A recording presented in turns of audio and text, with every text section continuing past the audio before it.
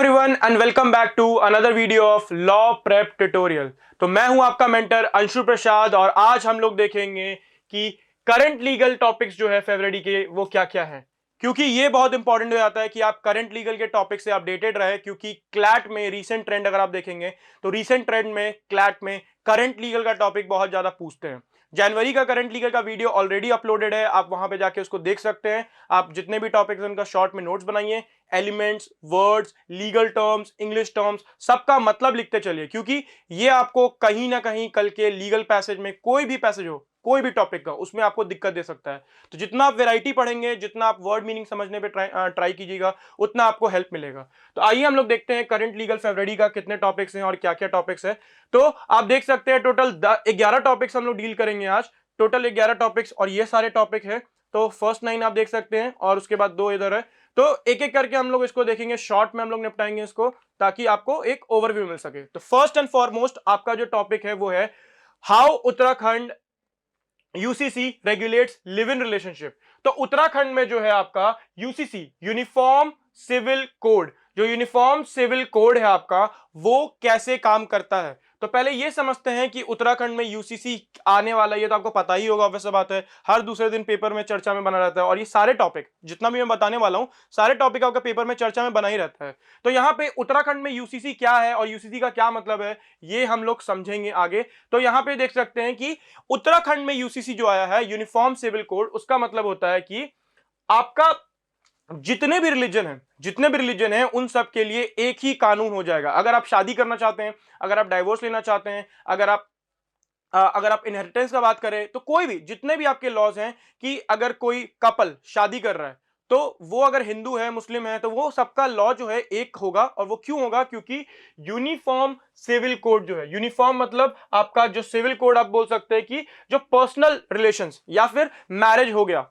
Divorce, अगर वो लोग सेपरेट होना चाहते हैं, तो हर एक रिलीजन के लिए एक कॉमन लॉ होगा और ये उत्तराखंड में लाया गया है। तो कौन कौन से राइट होंगे वो हम लोग समझते हैं। तो पहला हो गया आपका मैरिज, मैरिज के लिए जो राइट्स है वो सेम हो जाएंगे। दूसरा डाइवोर्स, या फिर आप बोल सकते हैं इनहेरिटेंस। इनहेरिटेंस मतलब कि कोई भी आप प्रॉपर्टी इनहेरिट करते हैं, प्रॉपर्टी अगर आपको कोई मिलता है तो वो कैसे मिलेगा, ये सब का जो राइट होता है वो सब में सेम कर दिया जाएगा। अडॉप्शन, अगर कोई मैरिड कपल कोई बच्चा अडॉप्ट करता है तो यहां पे वो राइट्स क्या क्या होंगे हर एक रिलीजन में, वो भी सेम हो जाएगा। सक्सेशन का बात करें, सक्सेशन मतलब आप सेम चीज होता है प्रॉपर्टी के सेंस में, कि आप प्रॉपर्टी को सक्सीड करते हैं, आप प्रॉपर्टी आपको मिलता है, तो ये हर एक रिलीजन में जो है कॉमन करने के लिए ये उत्तराखंड गवर्नमेंट ने लेके आया है। तो ये तो क्लियर है, ये तो वेरी क्लियर कि भाई सब रिलीजन के लिए एक हो जाएगा, ये सब आपको पता भी होगा। कॉन्स्टिट्यूशन में भी ये चीज गिवन है, डीपीएसपीज में, directive principles of the state policies में, कि अगर जो स्टेट है उसको लगता है कि एक लॉ लाना चाहिए सारे रिलीजन को रेगुलेट करने के लिए, तो वो ला सकता है। और ये कैसे करेगा? यूनिफॉर्म सिविल कोड, ये आपका कॉन्स्टिट्यूशन में भी मेंशन्ड है। तो हम लोग समझते हैं यहां पे ये इशू में क्यों बना हुआ है और यहां पे इसका क्या रिलेवेंस है आज। तो लिव इन रिलेशनशिप अगर हम लोग समझते हैं तो मैरिज होता है एक हो गया मैरिज, कि शादी करके अगर कोई कपल रह रहा है, तो यहां पे आप देखते होंगे कि कोर्ट मैरिज हो गया, या फिर नॉर्मल हिंदू वेडिंग हो गया, मुस्लिम में आपका बोल सकते हैं निकाह बोल सकते हैं, कि जो कॉन्ट्रैक्ट आपका साइन होता है, या फिर ये सब जितने भी टाइप के मैरिज हैं आपका अलग अलग फॉर्म में होते हैं। तो यहां पे अगर मैरिज के फॉर्म में अगर एक हस्बैंड और एक वाइफ साथ आके रहते हैं, तो उनका एक ना एक तरीके से बोल सकते हैं ना कि लीगली वे में वो रिकॉग्नाइज हो जाते हैं कि ये लड़का इस लड़की से शादीशुदा है एंड ये इनसे बाउंडेड है, मतलब ये अपना राइट्स शेयर करते हैं, साथ में रहना पड़ेगा, अगर उनको कोई प्रॉब्लम आएगा तो उनको देखना पड़ेगा, मेंटेनेंस हो गया, डाइवोर्स हो गया, कोई भी चीज, इनहेरिटेंस, अडॉप्शन, सब कुछ आपका मैरिज के बाद मिल जाता है। लेकिन प्रॉब्लम कहां आती है? लिव इन रिलेशनशिप के केस में। लिव इन रिलेशनशिप अगर आप लोग समझेंगे तो लिव इन रिलेशनशिप का मतलब क्या होता है कि एक लड़का और एक लड़की, अगर एक लड़का और एक लड़की, एक मैन और एक वुमेन कोहैबिटेट करता है, ठीक है, इन अ शेयर्ड हाउस होल्ड। तो शेयर हाउस होल्ड का मतलब है कि एक ही घर में अगर एक लड़का और एक लड़की रहता है साथ में, और कोहैबिटेट का मतलब है कि भाई साथ में रहने वाला राइट बोल सकते हैं, या फिर कोहैबिटेशन का मतलब हम लोग बोल सकते हैं कि बच्चे बच्चे पैदा करना या फिर फैमिली ग्रो करना, ये एक ऐसा टर्म है। यहां पे कोहैबिटेशन का मतलब कि एक लड़का और लड़की जो है वो कोहैबिटेट करते हैं। तो यहां पे ये भी आपका लिव इन रिलेशनशिप में रिकॉग्नाइज होता है, और लिव इन रिलेशनशिप को हम लोग रजिस्टर करने का बात कर रहे हैं। जो मैरिड कपल्स होंगे उनके लिए हर रिलीजन के लिए एक लॉ तो ला ही रहे, लेकिन यूसीसी और क्या कर रहा है, जो अनमैरिड कपल्स हैं, जो अनमैरिड कपल्स है, फॉर एग्जांपल आपका कोई लड़का और लड़की साथ में रह रहे हैं, तो यहां पे उनको भी रजिस्ट्रेशन कराना पड़ेगा, और रजिस्ट्रेशन मैंडेटरी हो जाता है, और अगर आप रजिस्ट्रेशन नहीं करते हैं तो यहां पे वो आपके ऊपर केस भी हो सकता है। तो ये आप बात करते हैं, देख रहे हैं कंपलसरी मैंडेटरी वाला बात जो कर रहे थे, अगर आप रजिस्टर नहीं करते हैं तो यहां पे आपके ऊपर केस हो सकता है। तो आप रजिस्टर कैसे करेंगे ये चीज हम लोग समझते हैं, और इसके क्या क्या फायदे हैं ये सब हम लोग जानेंगे। रजिस्टर क्यों करना चाहिए, कैसे करना चाहिए, नहीं किया तो क्या क्या सजा हो सकता है, और अगर मान लीजिए आप रजिस्टर करते हैं तो आपको क्या क्या फायदे मिलेंगे। ठीक है, आपका शादी नहीं हुआ है लेकिन आपको क्या क्या राइट्स मिलेंगे ये भी हम लोग समझेंगे, और आप सबका नोट्स बनाते चल सकते हैं, क्योंकि हर एक राइट पे एक क्वेश्चन बन सकता है। क्लैट में एक पैसेज दे देगा इस पे और आपको पूछ देगा 5 क्वेश्चन, और हर एक राइट पे एक क्वेश्चन बना देगा। क्या एक लिव इन रिलेशनशिप को या एक वुमेन को अगर एक लड़का मारता है तो क्या उसको डोमेस्टिक वायलेंस के लिए अगेंस्ट केस कर सकती है? अगर कोई लड़की को कोई उसका लिव इन रिलेशनशिप में जो पार्टनर है वो उसको मारता है, हरास करता है, तो क्या वो डोमेस्टिक वायलेंस के अंडर उस लड़के पे केस कर सकती है, जबकि वो शादीशुदा नहीं है? तो यहां पे आप देखिएगा तो यूसीसी का अगर ये बात करें तो इन दैट केसेस वो कर सकती है केस। ठीक है, तो बहुत सारे राइट्स जो हैं वो अनमैरिड वुमेन को भी यहां बोल सकते हैं, लिव इन रिलेशनशिप के कपल्स को दिए गए हैं, और उसको हम लोग समझेंगे इसके क्या क्या फायदे हैं और ये चीज। तो यहां पे who can register, who can enter into a live in relationship, आपको पता है कोई भी अगर कंसेंटिंग अडल्ट का मतलब है एक लड़का और एक लड़की अगर मान लीजिए साथ में आके रहना चाहते हैं, यहां पे अगर लिव इन रिलेशनशिप में रहना चाहते हैं, फॉर एग्जांपल लड़का लड़की का यहां पे पर्टिकुलरली बात हो रहा है, लेकिन कोई भी बात कर लीजिए, लिव इन रिलेशनशिप मतलब कोई भी अगर रहता है साथ में, तो यहां पे आप बात कीजिएगा कि एक लड़का और एक लड़की अगर साथ में आकर रहने के लिए सहमति देते हैं, दोनों आपस में मतलब समझौता करते हैं कि कोई दिक्कत नहीं है, हम साथ में रहना चाहते हैं, हम उसके बाद शादी का सोचेंगे कि वी हैव टू मैरी और we don't have to marry. तो यहां पे अगर आपको शादी करना है बाद में जाके या नहीं करना है उसको बाद में बात करेंगे, लेकिन आप रह रहे हैं साथ में तो आपके क्या क्या राइट्स हो सकते हैं, और यहां पे देख सकते हैं कि ये जो है कौन कौन एंटर कर सकता है, ओनली हेट्रोसेक्सुअल रिलेशनशिप। हेट्रो और होमो में आपको तो पता है डिफरेंस, होमो मतलब सेम आपका सेक्स बोल सकते हैं, मेल मेल फीमेल फीमेल, और हेट्रो का मतलब वही चीज है कि एक मेल और एक फीमेल, जैसे मैंने आपका बात किया शादी का जो बंधन होता है उन्हीं को ये राइट्स मिल सकते हैं। और ये चीज आपका बात करते हैं कि शादी के बंधन में जो है अगर आप नहीं भी हैं फिर भी आपको ये राइट्स मिलेगा, और आप कब कब रह सकते हैं, तो कंसेंटिंग एडल्ट होना चाहिए, मतलब कि आप दोनों जो है साथ में अपनी रजामंदी से रह रहे हैं, और इनमें से कोई भी ग्राउंड नहीं है, आपको फोर्स नहीं किया जा रहा है, आपको कोर्स नहीं किया जा रहा है, आप पे अनड्यू इन्फ्लुएंस नहीं बनाया जा रहा है, आपको मिसरिप्रेजेंटेशन के थ्रू नहीं बोला जा रहा है, या फिर आपको फ्रॉड नहीं किया जा रहा है। तो अगर कोई लड़का और एक लड़की जो है आपस में रह रहे हैं लेकिन उनका आपस में मतलब सहमति नहीं है, वो रहना नहीं चाहते हैं, किसी भी एक इंसान को अगर फोर्स द्वारा जबरदस्ती रखा गया है उस रिलेशनशिप में, तो वो एक वैलिड लिव इन रिलेशनशिप नहीं होगा। अगर एक लड़का एक लड़की को या एक लड़की एक लड़के को कोर्स करती है, कोर्स मतलब आप बोल सकते हैं प्रेशराइज करना, फोर्स करना, तो कोर्जन अगर करती है तो यहां पे वो भी आपका इसमें फॉल करेगा कि वो भी एक वैलिड रिलेशनशिप नहीं होगा। अनड्यू इन्फ्लुएंस का अगर हम लोग बात करें तो अनड्यू इन्फ्लुएंस यहां पे आप देख सकते हैं कि अनड्यू इन्फ्लुएंस का मतलब है कि आप किसी भी वे में उस पर इन्फ्लुएंस डाल रहे हैं कि हम मेरे साथ रहो ये करके, और या तो मिसरिप्रेजेंट कर रहे हैं, आप धोखाधड़ी कर रहे हैं कि हम कोई ऐसे बड़े इंसान है या कोई भी ऐसा करके आप मिसरिप्रेजेंट कर रहे हैं खुद को, और गलत वे में आप अपने को आपको पोर्ट्रे कर रहे हैं। लड़की को आप या लड़के को नहीं पता है कि उसका पार्टनर क्या है, तो यहां पे इन दैट केसेस मिसरिप्रेजेंटेशन के केस में या फ्रॉड के केसेस में आप देख सकते हैं कि फ्रॉड हो गया, मिसरिप्रेजेंटेशन हो गया, ये सब के वे में अगर आपका होता है तो यहां पे लिव इन रिलेशनशिप जो है वो वैलिड नहीं होगा। और हम लोग देख सकते हैं यहां पे रजिस्टर कैसे कर सकते हैं और राइट क्या क्या मिलेंगे ये देख सकते हैं। How does the UCC regulate live in relationship, तो यहां पे आपको क्या करना पड़ता है कि अगर आप लोग साथ में आके रह रहे हैं तो यहां पे statement of a live in relationship आपको सबमिट करना पड़ता है, कहां पे, आपको with in a month of entering into such relationship, और यहां पे आपको इसके लिए एप्लीकेशन सबमिट करना पड़ता है। कहां एप्लीकेशन सबमिट कीजिएगा आप रजिस्ट्रार के पास कीजिएगा, देख रहे हैं आप रजिस्ट्रार ऑफ द जुरिडिक्शन। यहां पे आप दो तरीके से रजिस्ट्रेशन कर सकते हैं, एक तो हो गया आपका ऑनलाइन वे में, अगर आप कोई नागरिक हैं, और नागरिक में हम लोग ये चीज भी समझते हैं कि नागरिक में उत्तराखंड के अगर आप रेसिडेंट हैं या उत्तराखंड से बाहर रहते हैं, फॉर एग्जाम्पल आपका जन्म उत्तराखंड में नहीं हुआ है, आप कहीं बाहर से उत्तराखंड में आके रह रहे हैं, आप इंडिया में कहीं और रिसाइड करते हैं, लेकिन जॉब के कारण आप कॉलेज के कारण कोई भी कारण पढ़ाई के कारण आप उत्तराखंड में शिफ्ट होते हैं, तो आप फिर भी आपको इसके अंदर रेगुलेट किया जाएगा। डजंट मैटर कि आप बॉर्न हुए हैं कि नहीं हुए हैं, किसी भी इंसान पे अगर उत्तराखंड में अगर वो साथ में रह रहे हैं, इररिस्पेक्टिव ऑफ कि उत्तराखंड से बिलोंग करते हैं कि नहीं करते हैं, वो उन पे लॉ लगेगा, उनको रजिस्टर करना पड़ेगा। तो यहां पे हम लोग देख सकते हैं कि दो तरीके हैं, एक तो है आपका ऑनलाइन में हम लोग अगर बात करें तो आधार कार्ड के वे में आप रजिस्टर कर सकते हैं, आधार कार्ड का आप एक कॉपी दे देंगे और क्या बोलते हैं ओटीपी वगैरह आता है और आप रजिस्टर कर सकते हैं। ऑफलाइन में आप देख सकते हैं क्या कैसे कैसे कर सकते हैं। कपल में अप्रोच द रजिस्ट्रार, रजिस्ट्रार एक अपॉइंट किया गया है जो बता रहे हैं कि यहां पे आप उनके पास जाके अपना प्री रिक्विजिट जो फॉर्म होता है, प्री रिक्विजिट फॉर्म और सपोर्टिंग डॉक्यूमेंट, फॉर्म जो मैंने आपको यहीं पे बताया था फर्स्ट पेज पे जो था 16 पेज का एक फॉर्म होता है वो उनको भरना पड़ता है। और क्या डॉक्यूमेंट्स हो सकता है, आधार कार्ड हो गया, पैन कार्ड हो गया, ये सब डॉक्यूमेंट आपको सबमिट करना पड़ता है। और उनको एक और चीज होता है, एक फॉर्म लेना पड़ता है रिलीजियस लीडर से। मान लीजिए आप हिंदू हैं, आप मुस्लिम हैं, आप कोई भी रिलीजन में बिलोंग करते हैं, तो आपके जो धर्म में जो सबसे सुपीरियर लीडर होते हैं उनसे आपको एक सर्टिफिकेट लेना पड़ेगा कि यहां पे आप इन फ्यूचर अगर शादी करना चाहते हैं तो आप शादी कर सकते हैं, आप प्रोहिबिटेड रिलेशनशिप फॉलो नहीं करते हैं। ये 74 जो दिख रहा है ना कि आप भाई बहन नहीं है, आप कजन नहीं है, आप ब्लड लाइन में नहीं आते हैं, सेम समझ में आ रहा है कि यहाँ पे आपके फैमिली मेंबर से आप शादी नहीं कर रहे हैं, आप उसके साथ लिव इन में रह रहे हैं। तो इसको वो मेंटेन करने के लिए हम लोग क्या करते हैं कि आपको एक रिलीजियस लीडर से आपको एक रिटर्न सर्टिफिकेट लाना पड़ेगा रजिस्टर करते टाइम। तो ये हम लोग देख रहे थे कि दो तरीके से आप रजिस्टर कर सकते हैं, एक ऑनलाइन हो गया, एक ऑफलाइन हो गया। रजिस्ट्रार के पास आप जाके सबमिट कर सकते हैं फॉर्म, और ये ऑफलाइन मीडियम में होता है। नेक्स्ट हम लोग देख सकते हैं कि जो रजिस्ट्रार है उसको वेरीफाई करता है 30 दिन के अंदर। मान लीजिए कि वो वेरीफाई करने के बाद उसको लगता है कि जो लड़का और लड़की वो साथ में नहीं रह सकता है, उनको क्या बोलते हैं, रिजेक्ट कर देना चाहिए पिटिशन, तो व्हाट ही कैन डू, वो रिजेक्ट कर सकता है। लेकिन इफ रिजेक्टेड, आप देखिए if rejected it can be sent for an appeal, appeal कर सकते हैं, आपके पास अपील का पूरा अधिकार है और आप आगे जा सकते हैं और उसको फिर से अपील कर सकते हैं। कितने दिन के अंदर? With in 30 days. ठीक है, तो यहां पे ये सब चीज रजिस्ट्रेशन का हो गया। लेकिन मान लीजिए कि आपने रजिस्ट्रेशन कर लिया, जो आप साथ में आके रह रहे हैं, लेकिन आपके पार्टनर का डेथ हो जाता है, मान लीजिए जिससे आपका डेथ आप जिसके साथ रह रहे हैं उनका डेथ हो जाता है, या फिर उनसे आपका सेपरेशन हो जाता है, उसका भी आपको अपडेट करना पड़ेगा। आप देख सकते हैं if a live in partner dies during the continuation, तो दूसरा पार्टनर जो है उनको अपडेट करना पड़ेगा ये इंफॉर्मेशन, क्या चीज के साथ?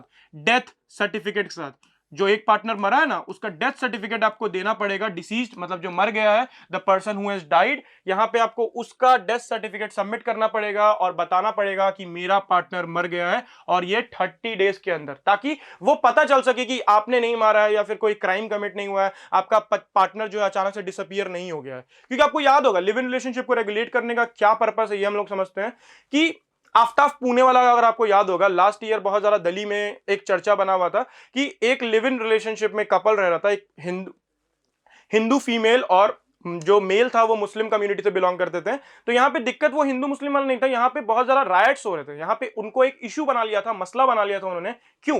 क्योंकि जो मुस्लिम मेल था उसने क्या किया था कि अपने लिव इन पार्टनर का जो फीमेल है उसको मार के काट दिया था, और क्या बोलते हैं, छोटे छोटे टुकड़े कर दिए थे। तो यहाँ पे जब उसके बॉडी का जब उसके क्राइम का खुलासा किया गया तो बहुत ज्यादा ब्रूटल था, और ये इंडिया लेवल पे बहुत ज्यादा आपको देख सकते हैं काफी चर्चा में बना हुआ था। तो इसी कारण आप देख सकते हैं कि कोई भी क्राइम नहीं हो, आप लिव इन रिलेशनशिप को रजिस्टर करते हो तो आपका अकाउंटेबिलिटी रहता है कि मैं इसके साथ रह रहा हूं, मैं इसके साथ रह रही हूं। तो यहाँ पे मेरे को मैं जानता हूं उसको, लाइक मेरे पास इसका सारा डिटेल्स है, कल को ये मेरे साथ धोखाधड़ी नहीं कर सकता या मेरे अगेंस्ट कोई क्राइम नहीं कर सकता, क्योंकि यहाँ पे लॉ का एक डर रहेगा, क्योंकि आप रजिस्टर कर रहे हैं ना।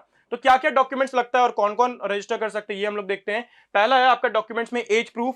एज प्रूफ का मतलब है कि अगर आप मान लीजिए 21 साल, यहाँ पे 21 ईयर्स जो है आपका एज फिक्स किए हम लोग, 21 ईयर्स जो है वो एज होना चाहिए दोनों कपल्स का। लेकिन अगर 21 नहीं है इसमें कोई दिक्कत नहीं है, आपका पेरेंट्स अगर आप नोटिफाई कर देते हैं, पेरेंट्स अगर आपके बता देते हैं वेल एंड गुड। लेकिन अगर आप 21 ईयर अबव है तो ठीक है, अच्छी बात है फिर तो। लेकिन 21 ईयर्स जो है वो एक एज फिक्स की है कि साथ में अगर रहना 21 ईयर्स होना चाहिए। नेक्स्ट है आपका रेसिडेंसी प्रूफ। रेसिडेंसी प्रूफ का मतलब है कि यहाँ पे आपको किसी वे में दिखाना पड़ेगा कि आप तो यहाँ पे वहां आप डोमिसाइल है, उत्तराखंड में आप रह रहे हैं, या फिर एम्प्लॉयड है, एम्प्लॉयमेंट सर्टिफिकेट, या फिर आप बोल सकते हैं रेंट का बिल। ये सब क्या होता है कि भाई हम कहीं रह रहे हैं, मेरे मकान का जो होता है ना कि मेरे घर का बिजली बिल वगैरह ये सब का जो सर्टिफिकेट होता है, उससे हम लोग क्या दिखाते हैं?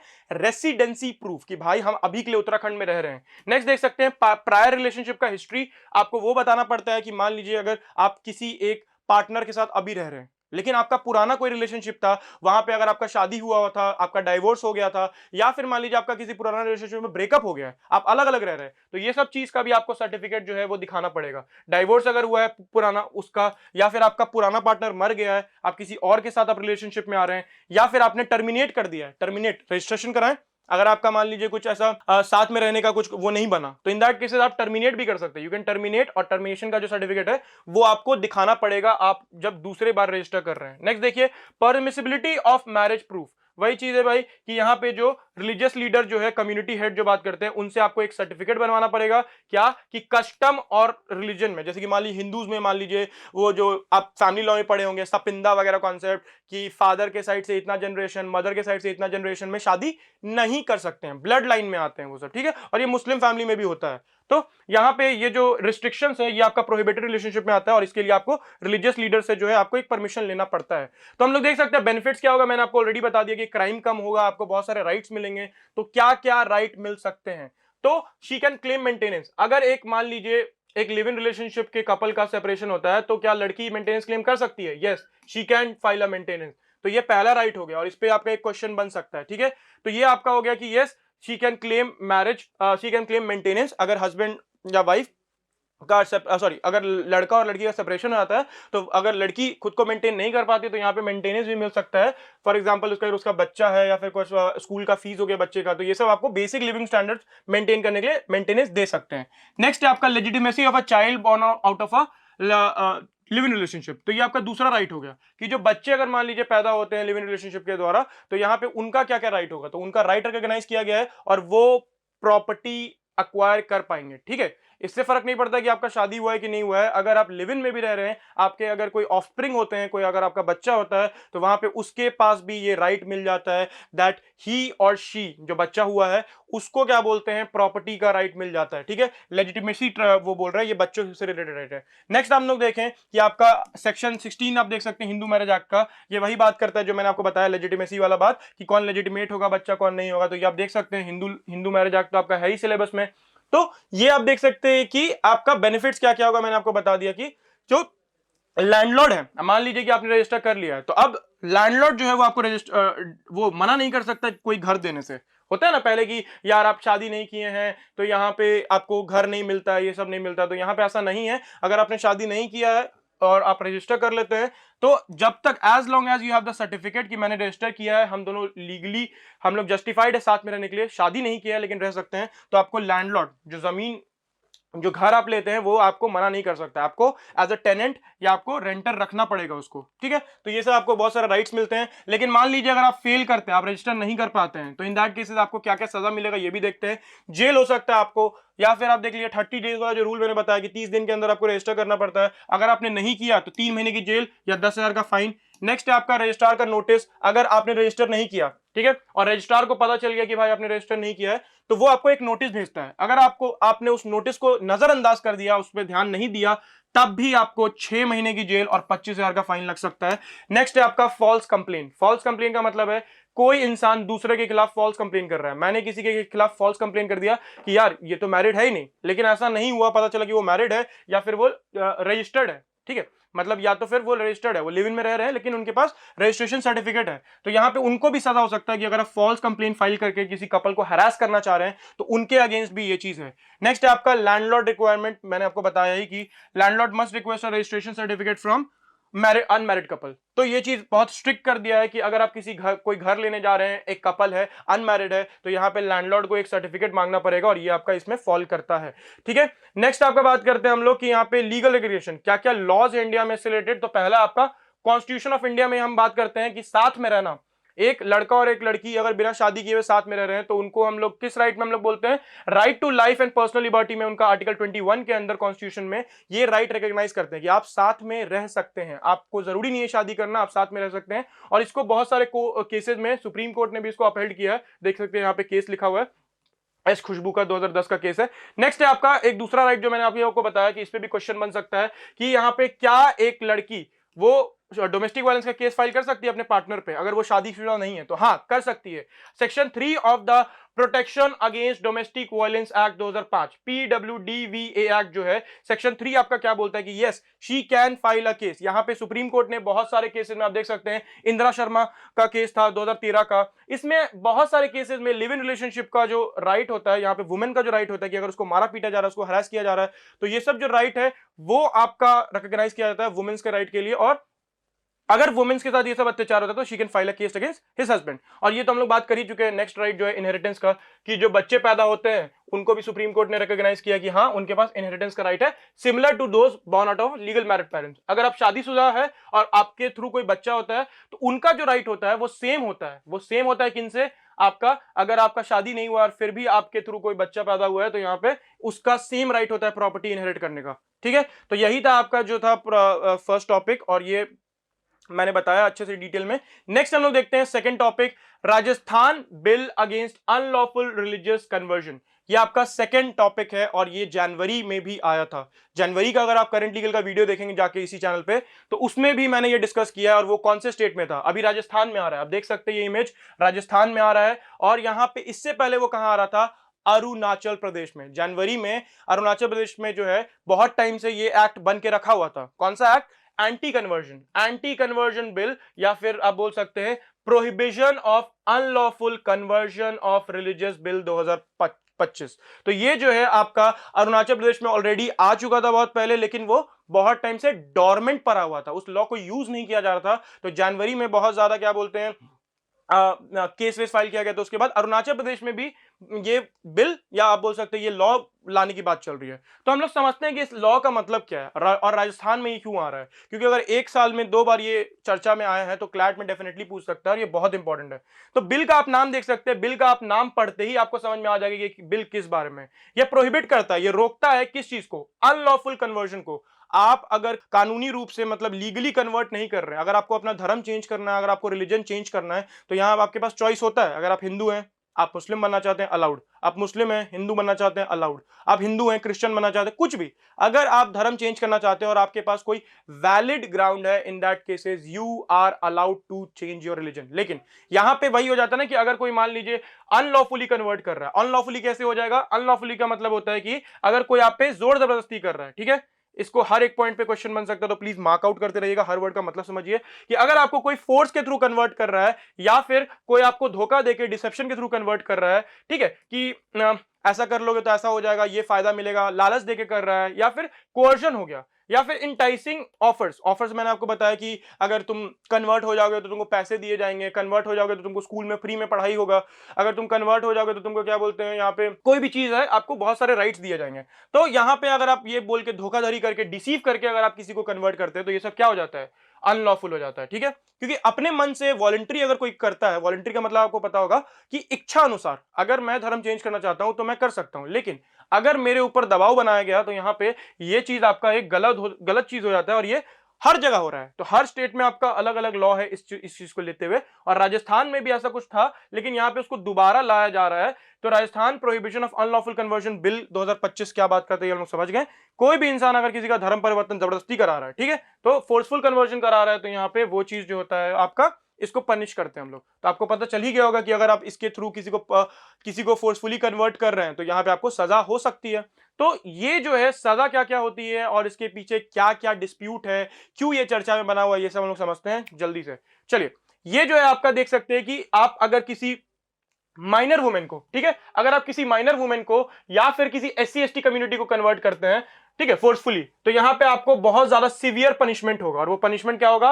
अप टू 10 साल तक का सजा हो सकता है। मतलब डिपेंडिंग ऑन द नेचर 10 साल से कम भी हो सकता है, लेकिन 10 साल तक का सजा हो सकता है। और नॉर्मली ये तो माइनर वुमेन के लिए था, ये एक्सेप्शनल केस में नॉर्मली भी अगर आप कन्वर्ट करते हैं तो 1 to 5 ईयर्स का, और 1 to 5 ईयर्स का जो है आपका ये हो सकता है, 1 to 5 ईयर्स का आपका 1 साल से लेके 5 साल तक आपको सजा हो सकता है, और आपको फाइन भी भरना पड़ सकता है। तो ये सब आप लोग समझ गए कि आपका जो है पनिशमेंट क्या क्या हो सकता है अगर आपने किसी को जबरदस्ती कन्वर्ट किया है। और इसका जो रेलेवेंस है वो आपका आर्टिकल 25 से है। Article 25 of the Indian constitution जो है 1950, ये जो आपका आर्टिकल 25 है वो बात करता है कि आप किसी भी रिलीजन को आप प्रैक्टिस करते हैं, आप किसी भी रिलीजन को वो प्रोफेस करते हैं, आप कोई धर्म में मानते हैं, इन दैट केसेस जो है ये आपका किसी भी रिलीजन में अगर आप ध्यान रखते हैं, किसी भी रिलीजन को अगर मानते हैं, तो यहां पे आप उसको प्रोफेस कर सकते हैं, प्रोपोगेट कर सकते हैं, फैला सकते हैं। लेकिन फैलाने में कहां तक फैलाना अलाउड है वो चीज हम लोग समझेंगे, यही डिस्प्यूट है। और इसीलिए क्या बोलते हैं, इसको चैलेंज किया जा रहा है। ये जो लॉ है इसको चैलेंज किया जा रहा है। क्यों चैलेंज किया जा रहा है? क्योंकि ये बोल रहे हैं कि हम लोग का आर्टिकल 25 के अंडर जो राइट है, ठीक है, रिलीजन प्रैक्टिस करने का जो राइट है हम लोग का, राइट टू प्रैक्टिस रिलीजन, तो वो जो है आपका ये इसमें फॉल करता है। आप देख सकते हैं वॉयलेट्स रिलीजन फ्रीडम प्रोटेक्शन। तो आप प्रोपोगेट कर सकते हैं। अगर मैं मान लीजिए फॉर एग्जांपल किसी कम्युनिटी को बिलोंग करता हूं, मैं हिंदू हूं, मैं मुस्लिम हूं, तो मैं अपने रिलीजन के बारे में बता सकता हूं, लेकिन वो बताना कहां तक अलाउड है, वो तभी तक अलाउड है जब आपका क्या बोलते हैं वो बताना किसी फोर्सफुल वे में या किसी वे में डिसीव करने पे नहीं आ जाए, आप उसको धोखा देकर कन्वर्ट करना नहीं लगे, तो ये तब आपको अलाउड है अपने मर्जी से कन्वर्जन। और इन आप अपने मर्जी के विरुद्ध अगर कन्वर्ट कर रहे हैं किसी को, ठीक है, किसी की मर्जी के विरुद्ध, तो यहां पे हम देख सकते हैं कि अनलॉफुल कन्वर्जन का मतलब क्या क्या हो सकता है हम लोग समझ चुके हैं। अनलॉफुल कन्वर्जन हो गया, कोर्जन हो गया, कोर्जन मतलब थ्रेट, डरा के, धमका के, प्रेशराइज करके। फोर्स कन्वर्जन हो गया, तो फोर्स कन्वर्जन का मतलब क्या होता है कि फिजिकल फोर्स, मारपीट के, किसी को कंपेल करके, कंपेल मतलब किसी को वो कुछ करने के लिए मजबूर करना। अल्यूरमेंट हो गया, अल्यूरमेंट मतलब किसी को वो लालच देना, जैसे कि पैसा दे देंगे भाई, ये एम्प्लॉयमेंट करवा देंगे, जॉब लगवा देंगे, कोई भी कि एम्प्लॉयमेंट हो जाएगा या फ्री एजुकेशन करवा देंगे, कोई भी अगर गेंस दे के उसको अल्यूर करते हैं। अल्यूर का मतलब होता है लालच देना। अगर उसको ललचाते हैं कि अगर तुम धर्म परिवर्तन कर लोगे तो तुमको ये सब चीजें मिलेगा, तो ये भी एक गलत चीज है और इसको भी हम लोग पनिश कर सकते हैं। नेक्स्ट है आपका फ्रॉडुलेंट मींस का, जो हम लोग बात करते हैं कि फ्रॉडुलेंट मींस मतलब कोई इंड्यूसमेंट करके, कुछ धोखाधड़ी करके कि ऐसा है वैसा है, झूठ सच बोल के आप कन्वर्ट करते हैं, तो भी आपको सजा मिल सकता है। चलिए, तो इसमें वेरी इंपॉर्टेंट जो होता है वो ये है आपका, वेरी वेरी इंपॉर्टेंट जो है आपका, ये क्यों इंपॉर्टेंट है ये हम लोग समझते हैं। क्योंकि आपका जो बर्डन ऑफ प्रूफ है, बर्डन ऑफ प्रूफ क्या है होता है यहां पे, अगर मान लीजिए मैंने किसी इंसान को फोर्स किया धर्म चेंज करने के लिए, वो या फिर मैंने किसी इंसान का फोर्सफुली धर्म चेंज करवाया, तो इन दैट केसेस ये जो बर्डन ऑफ प्रूफ रहता है कि यार मैंने उसको फोर्सफुली कन्वर्ट किया है कि नहीं किया है, वो मेरे ऊपर होता है। अगर मैंने आपको कन्वर्ट किया है तो इन दैट केसेस मुझे प्रूफ करना पड़ेगा, नहीं भाई मैंने कन्वर्ट नहीं किया है, ठीक है। आपको नहीं बताना, आपको बस जाके केस फाइल कर देना कि देखो यार इसने मुझे कन्वर्जन के लिए फोर्स किया है, और यहां पे अब मुझे ये चीज प्रूफ करना पड़ेगा कोर्ट के सामने कि भाई मैंने तो वो नहीं किया है। तो बर्डन ऑफ प्रूफ जो है उसको शिफ्ट कर दिए, आप देख रहे हैं, शिफ्ट कर दिए अक्यूज्ड के ऊपर, जो क्राइम कर रहा है उसको बताना पड़ेगा, ठीक है। तो ये बहुत ज्यादा इंटरेस्टिंग फैक्ट बनता है इसमें, और ये सब आपको पता होना चाहिए। नेक्स्ट हम लोग देखते हैं, हम आपको ऑलरेडी बता दिए दो तरीके का कन्वर्जन होता है, एक होता है आपका इनवॉलंटरी और दूसरा आपका वॉलंटरी। तो वॉलंटरी मतलब अगर मान लीजिए आप इच्छा अनुसार कर रहे हैं, फिर भी आपको एक जो है एप्लीकेशन देना पड़ता है कि आपका रीजन क्या है, आप क्यों वॉलंटरी कन्वर्ट हो रहे हैं। हो सकता है ना कि मैं अगर किसी एक रिलीजन में फॉलो करता हूं, अब मेरे को उसमें नहीं इंटरेस्ट आ रहा है, मैं किसी और रिलीजन में कन्वर्ट होना चाहता हूं, तो ये मेरी इच्छा अनुसार हो रही है ना। तो अगर आप इच्छा अनुसार कर रहे हैं तो यहां पे आपको जो डिस्ट्रिक्ट मजिस्ट्रेट है, ठीक है, डिस्ट्रिक्ट मजिस्ट्रेट है, उसके पास एटलीस्ट 60 दिन पहले आपको वो कन्वर्जन करने से पहले एक एप्लीकेशन बोल सकते हैं या स्टेटमेंट बोल सकते हैं, वो देना पड़ेगा। क्या क्या आप एप्लीकेशन में लिखिएगा कि why I am changing my religion, वो आपको लिख के बताना पड़ेगा अगर आप वॉलंटरी भी कर रहे हैं तो। समझ गए, इनवॉलंटरी है उस केस में तो आप केस कर ही सकते हैं, लेकिन अगर आप इच्छा अनुसार कर रहे हैं तो वहां पे आपको उस केस में भी रजिस्टर करना पड़ेगा, मतलब या एक एप्लीकेशन देना पड़ेगा 60 दिन से पहले। तो ये सब हम समझ सकते हैं कि आपका इंपैक्ट क्या होगा इससे रिलेटेड रिलेशन में, कि आपका जो बर्डन ऑफ प्रूफ ये हम लोग देख चुके हैं, तो ये आपका उसी के बारे में बात कर रहा है। नेक्स्ट देखते हैं एफआईआर लॉजिंग। अगर आपके साथ कोई फोर्सफुली कन्वर्जन करा रहा है, आपको लालच दे रहा है, कुछ भी कर रहा है, तो यहां पे इन दैट केसेस आप फाइल कर सकते हैं एक एफआईआर। तो यहां पे देख सकते हैं फैमिली मेंबर्स तो फाइल कर ही सकते हैं। मान लीजिए आपका जो है आपको कन्वर्ट किया गया है, तो आपके फैमिली मेंबर्स हो गए या फिर आपके रिलेटिव्स हो गए, पेरेंट्स हो गए, सिबलिंग्स हो गए, स्पाउस हो गया, चिल्ड्रन हो गया, कोई भी इंसान, तो यहां पे इस लॉ में या बिल बोल सकते हैं एग्जैक्टली कि बिल में क्या हम लोग बोलते हैं कि जो आपका एफआईआर फाइल करने का राइट है वो किसके पास चला गया है, मतलब और एक्सपैंड कर दिए इसको, और ये किसके किसके साथ पास हो सकता है, closely connected individuals. Closely connected individuals का मतलब है कि आपसे अगर कोई जुड़ा हुआ इंसान है तो वो आपके ऑन बिहाफ जो है वो एफआईआर फाइल कर सकता है, ठीक है। तो यहां पे पेनल्टीज देख लेते हैं, ये उतना इंपॉर्टेंट नहीं है लेकिन पेनल्टीज समझ लेते हैं कि क्या है। तो अगर आप किसी वे में अनलॉफुल कर रहे हैं कन्वर्शन, तो हम आपको बताए थे ऊपर कि 1 से 5 साल तक का सजा और 15,000 का फाइन। नेक्स्ट है अगर आप किसी माइनर और वुमेन या SC ST कम्युनिटी को कर रहे हैं तो 10 साल तक का सजा और फिर 25,000 का फाइन। मास कन्वर्जन अगर कर रहे हैं, आप एक से ज्यादा लोग को कन्वर्ट कर रहे हैं, एक से ज्यादा नहीं लेकिन आप बहुत सारे लोग को एक साथ कन्वर्ट कर रहे हैं किसी रिलीजियस प्रोसेशन के थ्रू, तो आपको उसमें भी 10 साल का सजा हो सकता है और 50,000 का फाइन भी हो सकता है। नेक्स्ट है आपका, अगर मान लीजिए आपने खुद से कन्वर्ट किया है, तो यहां पे आपने फिर नहीं बताया डिस्ट्रिक्ट मजिस्ट्रेट को, not telling the district magistrate, इस केस में भी आपको सजा हो सकता है 3 साल का और यहां पे 10,000 तक का फाइन। तो ये आपका पेनल्टीज बात करता है और ये उतना इंपॉर्टेंट नहीं है, लेकिन बाकी सब आपको याद रखना पड़ेगा कि एफआईआर कौन फाइल कर सकता है, इस पे एक क्वेश्चन बन सकता है कि क्या एक क्लोज रिलेटिव फाइल कर सकता है कि नहीं फाइल कर सकता है एफआईआर। बर्डन ऑफ प्रूफ किस पे रहेगा, कि बर्डन ऑफ प्रूफ अक्यूज पे है, कि जो इंसान केस किया है, एफआईआर किया है, जिसके साथ हुआ है क्राइम, विक्टिम पे है। ये चीज आपको ध्यान रखना पड़ेगा, इस पे भी क्वेश्चन बन सकता है। बहुत सारी चीजें, 60 डेज का जो लिमिट फिक्स किया गया, इस पे क्वेश्चन बन सकता है कि कहां रजिस्टर करना पड़ सकता है, तो डिस्ट्रिक्ट मजिस्ट्रेट के पास। अगर उसने रजिस्टर नहीं किया तो क्या वो वैलिड है होगा कन्वर्जन, नहीं, वो इनवैलिड हो जाएगा, वो इनवैलिड हो जाएगा कन्वर्जन, और इस पे भी क्वेश्चन बन सकता है। ये सारे जितने भी टर्म्स आपको दिख रहे हैं सब पे क्वेश्चन बन सकता है और ये बहुत इंपॉर्टेंट है। नेक्स्ट टॉपिक पे बढ़ते हैं हम लोग। नेक्स्ट टॉपिक है, थर्ड टॉपिक आप देख सकते हैं, presidents rule imposed in Manipur, what is the law and history. तो ठीक है, आप फोटो देख के समझ पा रहे हो कि मणिपुर जो है, मणिपुर में जो है नो गवर्नमेंट, देख रहे हैं क्वेश्चन मार्क। तो मणिपुर में जो नो गवर्नमेंट का बात चल रहा है, तो आप देखे होंगे बहुत टाइम से ये विवाद में चल रहा है, और अभी से नहीं, ये 2023 से ही विवाद में है। ठीक है, 2023 से ही इस पे क्या बोलते हैं, बहुत ज्यादा चर्चा चल रहा है, और हर दूसरे दिन कुछ ना कुछ मणिपुर में निकल के आता है। और ये क्यों हो रहा है, ये आपको पता ही होगा कि मणिपुर में जो है, जो बहुत सारा वायलेंस हो रहा है, ठीक है, दंगा फसाद बोल सकते हैं, वायलेंस हो रहा है। क्यों हो रहा है, क्योंकि यहां पे जो दो ग्रुप्स है, आप देख सकते हैं, ये दो जो कम्युनिटी है, इनके बीच में आपस में कुछ प्रॉब्लम्स है, और यहां पे इन दोनों के कारण जो है बहुत ज्यादा वायलेंस हो रहा है। कहां, मणिपुर में।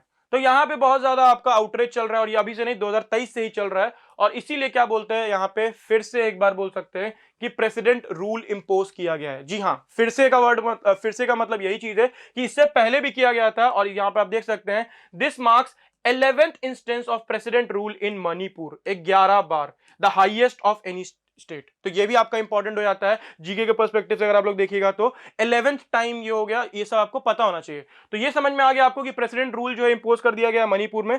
तो आइए समझते हैं कि प्रेसिडेंट रूल में क्या क्या चीजें इंपॉर्टेंट होती है, और प्रेसिडेंट रूल कब कब लगता है, कब कब लगाया जा सकता है, और जो है उसका पावर्स जो है कैसे शिफ्ट होता है। ठीक है, तो ये आपको पता होगा बेसिक, अगर आपने ध्यान दिया होगा कि भाई, अगर यहाँ पे इंदिरा गांधी वाला आपने कॉन्सेप्ट सुना होगा, कि इंदिरा कॉन्सेप्ट नहीं, मतलब इंदिरा गांधी के बारे में आपने सुना होगा, तो यहाँ पे कि वो जो इमरजेंसी के टाइम में इमरजेंसी लग गया तो सेंटर के पास चला जाता है पावर, ये सब। तो ये सब तो बहुत कॉमन चीज है कि आपका पावर जो है, लॉ मेकिंग पावर, वो आपका सेंटर के पास भी है, सेंट्रल गवर्नमेंट, यूनियन, पार्लियामेंट बोल लीजिए। और आपका देख लीजिए कि लॉ मेकिंग पावर जो है स्टेट के पास भी है। तो अगर मान लीजिए स्टेट अपना काम ढंग से नहीं कर पाता है, स्टेट अपना काम या अपना लॉ मेकिंग पावर ढंग से एक्सरसाइज नहीं कर पाता है, इन दैट केसेस यहाँ पे वो जो है रूल जो बोल सकते हैं आप, या फिर आपका जो लॉ मेकिंग पावर है किसके पास चला जाएगा, वो चला जाएगा आपका प्रेसिडेंट के पास, या बोल सकते हैं आपका सेंटर के पास। और यही चीज है इसमें इंपॉर्टेंट हो जाता है कि प्रेसिडेंट रूल कब कब लग सकता है और कैसे लग सकता है। तो ये इंपॉर्टेंट है कि यहाँ पे जो इनके चीफ मिनिस्टर है उन्होंने रिजाइन कर दिया। आप देख सकते हैं चीफ मिनिस्टर जो है एन बीरेन सिंह रिजाइन, और इसी के कारण जो है प्रेसिडेंट रूल लगा दिया। भाई समझिए ना कि एक चीफ मिनिस्टर है ही नहीं, मान लीजिए बिहार में कोई भी ऐसा स्टेट हो गया, वहां पे आपका चीफ मिनिस्टर ही नहीं है, तो फिर आपका स्टेट फंक्शन कैसे करेगा। तो यहां पे इसके कारण जो है पूरा पावर कहां चला जाता है, प्रेसिडेंट के पास। तो प्रेसिडेंट रूल इंपोज हो जाता है, और कैसे होता है हम समझते हैं। ये होता है आपका आर्टिकल 356 में। ठीक है, article 356 of the Indian constitution क्या बात करता है कि प्रेसिडेंट रूल इंपोज कर सकते हैं। कब इंपोज कर सकते हैं, जब फेलियर हो जाता है constitutional machinery in a state. अगर कोई मान लीजिए स्टेट में या स्टेट गवर्नमेंट में अगर वो कॉन्स्टिट्यूशनल मशीनरी का फेलियर होता है, मतलब कि आपका जो लॉ मेकिंग पावर होता है, या फिर आपका अनरेस्ट हो जाता है, दंगा फसाद हो रहा है, जो स्टेट गवर्नमेंट है, वो सरकार, पुलिस हो गया, कोई भी लोग अपना काम ढंग से नहीं कर पा रहे हैं, अपना काम जो भी है वो ठीक से नहीं कर पा रहे, इन that cases you can see कि ये जो है आपका, ये क्या बात करता है कि इन दैट केसेस प्रेसिडेंट का जो है वो पावर यहां पे आ जाता है। और प्रेसिडेंट के पास कौन कौन सा पावर जाता है, ये बहुत इंपॉर्टेंट होता है कि स्टेट गवर्नमेंट का और जो गवर्नर का फंक्शंस होता है वो कहां ट्रांसफर हो जाता है, यूनियन गवर्नमेंट। ठीक है, ये देख सकते हैं आप। नेक्स्ट है आपका स्टेट असेंबली, जो आपका मैंने बताया ना कि पार्लियामेंट हो गया, और स्टेट लेवल पे जो law making body state assemblies, उनका पावर कहां चला जाता है, पार्लियामेंट के पास, यूनियन के पास। और ये पहले भी हो चुका है, पहली बार नहीं हो रहा है भाई, ये हर आए दिन होते रहता है, ये तो बहुत कॉमन हो गया आजकल। तो यहां पे आप देख सकते हैं कि ये जो नेक्स्ट आपका बात करें कि president can not assume high court powers. Obvious सा बात है भाई, जुडिशरी इंडिपेंडेंट बॉडी है, और यहां पे अगर किसी स्टेट में प्रेसिडेंट रूल लग रहा है तो उसके हाई कोर्ट का जो जुडिक्शन होता है वो इफेक्ट नहीं होता है। हाई कोर्ट अपना काम अपने हिसाब से कर सकता है, लेकिन जो स्टेट असेंबली का पावर है, गवर्नर का पावर है, स्टेट गवर्नमेंट का पावर है, जो भी आपका चीज है, वो किसके पूछे बिना नहीं हो सकता है, प्रेसिडेंट के पूछे बिना नहीं वो चीज एक्सरसाइज किया जा सकता। और यही चीज आपका बात करता है कि प्रेसिडेंट रूल। तो हमने इसमें देखते हैं कि आपका पार्लियामेंट्री अप्रूवल हो गया, और ये कब कब हो सकता है, ये जो भी आपका है इमरजेंसी या प्रेसिडेंट रूल का बात करें वो कब कब कैसे हो सकता है। तो यहां पे बात कर रहा है कि proclamation must be laid down before parliament and expires in 2 months unless ratified. ठीक है, it can be renewed every 6 months up to a maximum of 3 years after first year renewal requires either.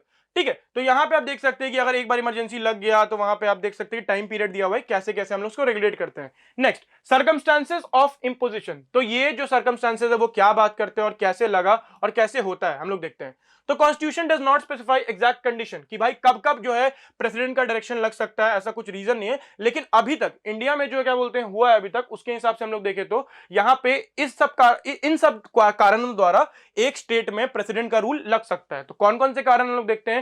Political instability, इस कारण से क्या होता है कि जो पावर होता है स्टेट का वो कहां चला जाता है, सेंटर के पास। नेक्स्ट है आपका resignation of the chief minister, जैसे कि इस केस में हुआ है आपका अभी मणिपुर का जो हम लोग बात कर रहे हैं वहां पे जैसे हुआ है। नेक्स्ट है आपका absence of a legislature in a newly form state. Obvious सा बात है, अगर कोई स्टेट है उसमें लेजिस्लेचर ही नहीं है, लॉ मेकिंग बॉडी जो आप बोल सकते हैं, तो यहां पे अगर उसका वो है ही नहीं, एग्जिस्ट ही नहीं करता, तो यहां पे आपका बोल सकते हैं कि पावर्स प्रेसिडेंट के पास चला जाएगा या यूनियन के पास चला जाएगा। पब्लिक एजिटेशन और law and order situation.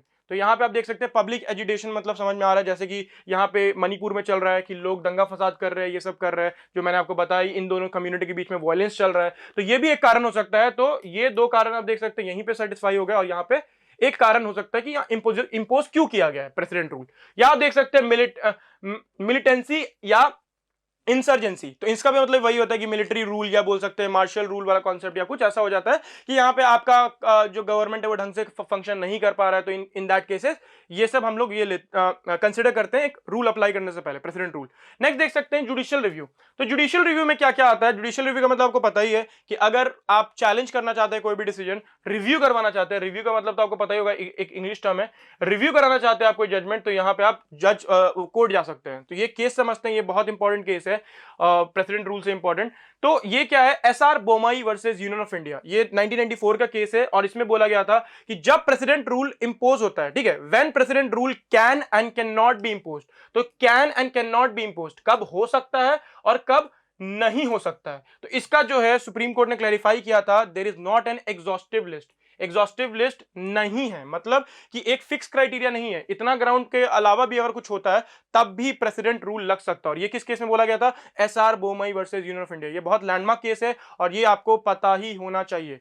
Next हम लोग देखते हैं past instance of president rule. Past instance of president rule का मतलब है कि इससे पहले कब कब लग चुका है, ये आपका जीके के पर्सपेक्टिव से इंपॉर्टेंट हो जाएगा, और ये आप देख सकते हैं, एक बार पॉज करके पढ़ना चाहे तो पढ़ सकते हैं, I won't repeat it. Next हम लोग का देखते हैं कि इसमें आप देख सकते हैं मोरारजी देसाई के टाइम में भी हुआ था, कांग्रेस रूल्ड स्टेट, जो मैंने आपको अभी भी बताया कि बहुत टाइम ऐसा हो चुका है और पहले भी हो चुका है। तो यहाँ पे ये सब आपका पता है फर्स्ट इंस्टेंस कब लगा था, तो पंजाब में, जम्मू एंड कश्मीर में भी लगते रहता है हर दूसरे दिन। तो ये सब जो है मणिपुर में भी लगा है, उत्तर प्रदेश में, तो कब कब कब कौन कौन से स्टेट में कितने कितने बार लगा, ये सब आपको यहाँ पे क्लैरिफाई किया गया है। तो ये आपका इंपॉर्टेंट हो जाता है। नेक्स्ट हम लोग देखते हैं कि मान लीजिए नेक्स्ट आपका क्या है कि decline in the frequency of president rule. Obvious बात है यार, ये अब थोड़ा कम हो गया है, पहले के टाइम में थोड़ा ज्यादा होता था। लास्ट बार आप देख सकते हैं 2021 में हुआ था पुडुचेरी में, अभी क्या बोलते हैं 2025 में हो रहा है। तो कहते हैं 4 साल के बीच में, मतलब 4 साल के बाद हो रहा है, first imposition in almost 4 years. तो थोड़ा कम हो गया है, पहले के टाइम में बहुत ज्यादा होता था। आप देख सकते हैं कितने कितने बार दिख रहा है, 11th टाइम, 10 टाइम्स, 6, आप देख रहे कितना टाइम यहाँ पे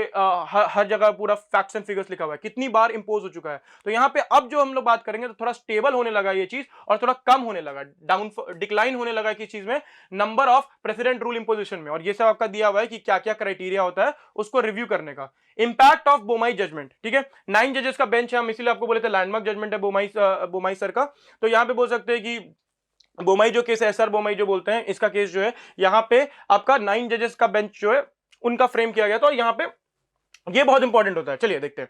तो रिव्यू क्राइटेरिया कैसे हम लोग डिसाइड करेंगे कि कोई चीज रिव्यू करना है। तो यहाँ पे whether it was issued based on any material evidence, whether the material was relevant, whether proclamation was issued in a bad faith. ठीक है, तो अगर गलत तरीके से आप प्रेसिडेंट रूल लगा देते हैं जस्ट बिकॉज आपका किसी पर्टिकुलर स्टेट से नहीं बनता है, तो ये गलत चीज हो जाता है। तो ये सब चीजों को भी रिव्यू करने के लिए बोला है एसआर बोमाई में। तो यहाँ पे तो आप देख सकते हैं मणिपुर में के हिसाब से ये रेलेवेंट नहीं है, मणिपुर में तो ये सही चीज चल रहा है। अगर सीएम रिजाइन कर देते हैं तो यहाँ पे प्रेसिडेंट को तो आना मैंडेटरी हो जाता है भाई, ऑब्वियस सी बात है।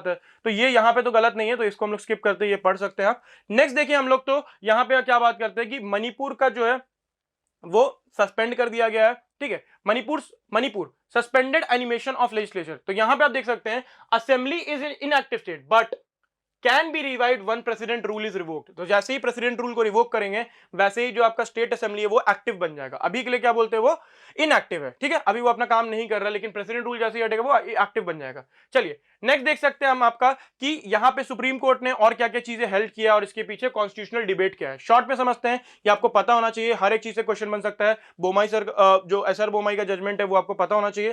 तो यहां पे हर एक क्राइटेरिया पे एक क्वेश्चन बन सकता है, ठीक है, कि यहां पे अगर आपने गलत तरीके से प्रेसिडेंट रूल लगा दिया, मान लीजिए कि यहां पे कोई ग्राउंड ही नहीं है, एक क्वेश्चन ऐसे फ्रेम कर देगा, कोई ग्राउंड ही नहीं है कोई प्रेसिडेंट रूल इंपोज करने का, फिर भी आपने कर दिया, तो इन सारे ग्राउंड्स पे आपको नहीं लगता एक क्वेश्चन बन सकता है? तो यहां पे एक क्वेश्चन बना देगा और बता देगा, बताइए क्या ये इमरजेंसी या क्या ये प्रेसिडेंट रूल वैलिड है या इनवैलिड है, ठीक है। दो यस का ऑप्शन, दो नो का ऑप्शन विद रीजनिंग, जो आपका ज्यादा लीगली साउंड करेगा पैसेज के हिसाब से, वो आप क्या बोलते हैं, पैसेज और क्वेश्चन के हिसाब से, हाँ पैसेज और क्वेश्चन के हिसाब से जो आपका लीगली साउंड करेगा वो आप मार्क कर सकते हैं। चलिए तो यहां पे हम लोग देख सकते हैं कि इसमें क्या क्या आता है। A suspended assembly is not dissolved if it remains inactive, जो मैंने आपको बताया कि वो डिसॉल्व नहीं होता है, ठीक है, खत्म नहीं हो जाता स्टेट असेंबली, वो आपका क्या बोलते हैं, इनएक्टिव हो जाता है। Once president rule is revoked the assembly automatically resumes, obvious सा बात है, वही चीज है, giving the president unfettered power to dissolve assembly under article 356 क्या कुड बी डेंजरस। ऑब्वियस बात है ना कि यहाँ पे अगर आप देखिएगा प्रेसिडेंट के पास अगर ज्यादा पावर दे देंगे तो वो वायलेशन में चला जाएगा, वो गलत हो जाएगा। और इसीलिए क्या बोलते हैं यहाँ पे, ये सब चीजें ध्यान रखने वाली चीज है कि यहाँ पे गलत तरीके से वो नहीं किया जा रहा है और किसी मैलिफाइड वे में। अब देख रहे हैं मैलिफाइड, बोनाफाइड का मतलब होता है अच्छाई, इन गुड फेथ, मैलिफाइड का मतलब होता है बैड फेथ, ठीक है, तो बैड फेथ हो गया या बैड इंटेंशन हो गया, तो यहाँ पे मैलिफाइड वे में नहीं होना चाहिए और प्रेसिडेंट इसका जो एक गलत तरीके से यूज नहीं कर रहा हो, ठीक है, प्रेसिडेंट का जो पावर है वो गलत तरीके से यूज नहीं हो रहा और इसीलिए हम लोग ये सब चीज ध्यान रखते हैं। चलिए नेक्स्ट हम लोग देखते हैं कि यहाँ पे क्या चीज है और क्या प्रॉब्लम आ सकती है। तो यहाँ पे वही चीज है जो मैंने आपको बात किया कि इस पे पूरा डिस्प्यूट चल रहा है कि ये अनकॉन्स्टिट्यूशनल है, ऐसा है वैसा है, जो सभी मैंने आपको बताया ना 356 में जो पावर है, एसआर बोमई के केस में भी डिस्कस किया गया था। तो यही पूरा आपका जजमेंट है कि आपको ये सब चीजें बस समझनी है कि प्रेसिडेंट रूल कब कब लग सकता है, कैसे लग सकता है, और यहाँ पे पावर्स किसके किसके पास चले जाते हैं ये इंपॉर्टेंट हो जाता है, और जो ड्यूरेशन है, ड्यूरेशन इंपॉर्टेंट हो गया, ठीक है, तो पावर क्या चला जाता है, कैसे हो जाता है, स्टेट असेंबलीज जो है वो डिसॉल्व हो जाता है, कैसे हम लोग चेक करेंगे, तो कौन कौन से ग्राउंड्स पे लग सकता है, तो ये सब आपका ग्राउंड्स है, ठीक है, तो ये सब ग्राउंड्स गिवन है कि इस ग्राउंड्स पे आपका प्रेसिडेंट रूल लग सकता है। नेक्स्ट है आपका, ये सब चीज आप देख लीजिएगा, ये सब जीके के पर्सपेक्टिव से इंपॉर्टेंट है। नेक्स्ट टॉपिक अगर हम लोग देखें तो ये बहुत ज्यादा लाइमलाइट में पड़ा था और आपने देखा भी होगा, इंडियाज गॉट लेटेंट करके एक शो आता था और वहां पे इंडियाज गॉट लेटेंट पे आपने देखा होगा कि बहुत सारे एपिसोड्स रिलीज किए गए थे, यूट्यूब एक प्लेटफॉर्म है, वहां पे ये शो आता था। लेकिन दिक्कत क्या हो रही थी कि इनके जो कंटेंट है वो एक मैच्योर ऑडियंस के लिए था। मैच्योर ऑडियंस के लिए मतलब कि एक अडल्ट इंसान के लिए था वो कंटेंट, क्योंकि वहां पे जो जोक्स क्रैक किए जाते हैं, वो ह्यूमर जो यूज किए जाते हैं वो डार्क ह्यूमर होता है, या फिर बोल सकते हैं कि अडल्ट कंटेंट। अगर कोई बच्चा या फिर कोई ऐसा इंसान, अडल्ट कंटेंट में भी ये बोलेंगे रेगुलेटेड अडल्ट कंटेंट, कि भाई जिस अडल्ट इंसान को वो चीज पसंद नहीं आता है उनको वो चीज नहीं देखना चाहिए, क्योंकि वो गलत तरीके से इन्फ्लुएंस हो सकते हैं। तो यही चीज जो है आपका इसके कारण डिस्प्यूट में चल रहा है। आप देख सकते हैं फोटो कि ये जो इंडियाज गॉट लेटेंट का जो एपिसोड था, इस एपिसोड में जो रणवीर अलाहाबादिया हो गए या फिर और भी लोग थे, इनका जो ऑब्जेक्शनल कमेंट था, ऑब्जेक्शनल कमेंट वो क्या ऑब्सीन था कि नहीं था। ऑब्सीन का मतलब हम लोग समझेंगे आगे, लेकिन आप समझ पा रहे हैं ये तो बहुत चर्चा में बना हुआ था, आप सोशल मीडिया यूज करते हो तो आपको पता होगा। तो यहां पे आपका फोर्थ टॉपिक क्या बात करता है, वर Ranveer Allahbadia comment on India's got latent, ये शो का नाम है। और रणवीर अलाहाबादिया आपको आप लोग जानते होंगे, ये एक यूट्यूबर है, यूट्यूबर बोल सकते हैं या फिर फॉर एग्जांपल ये और भी काम करते हैं, तो यूट्यूबर है एक तरीके से, और ये इनके शो पे एज अ जज आए थे। तो जब इनका कंटेस्टेंट के साथ बातचीत चल रहा था तब इन्होंने कुछ ऐसा वल्गर क्वेश्चन पोज कर दिया था उनके सामने, तो इसी के कारण जो है इन पे केस हो गया, मल्टीपल एफआईआर रजिस्टर हुए हैं, सबके ऊपर हुए हैं, लेकिन आप मैं स्पेसिफिकली बात करूंगा इनके कमेंट के ऊपर, रणवीर अलाहाबादी के कमेंट के ऊपर, और आपका समय रैना का रोल, कि भाई समय रैना का अगर शो है तो ये शो होस्ट करते थे, तो इन दैट केसेस यहाँ पे इनका क्या इनका क्या ऑब्लिगेशन होता है। तो आप देख सकते हैं कि क्या उनका स्टेटमेंट ऑब्सीन था कि नहीं था। तो ऑब्सीनिटी का जजमेंट समझेंगे, और ऑब्सीनिटी बहुत इंपॉर्टेंट टॉपिक होता है।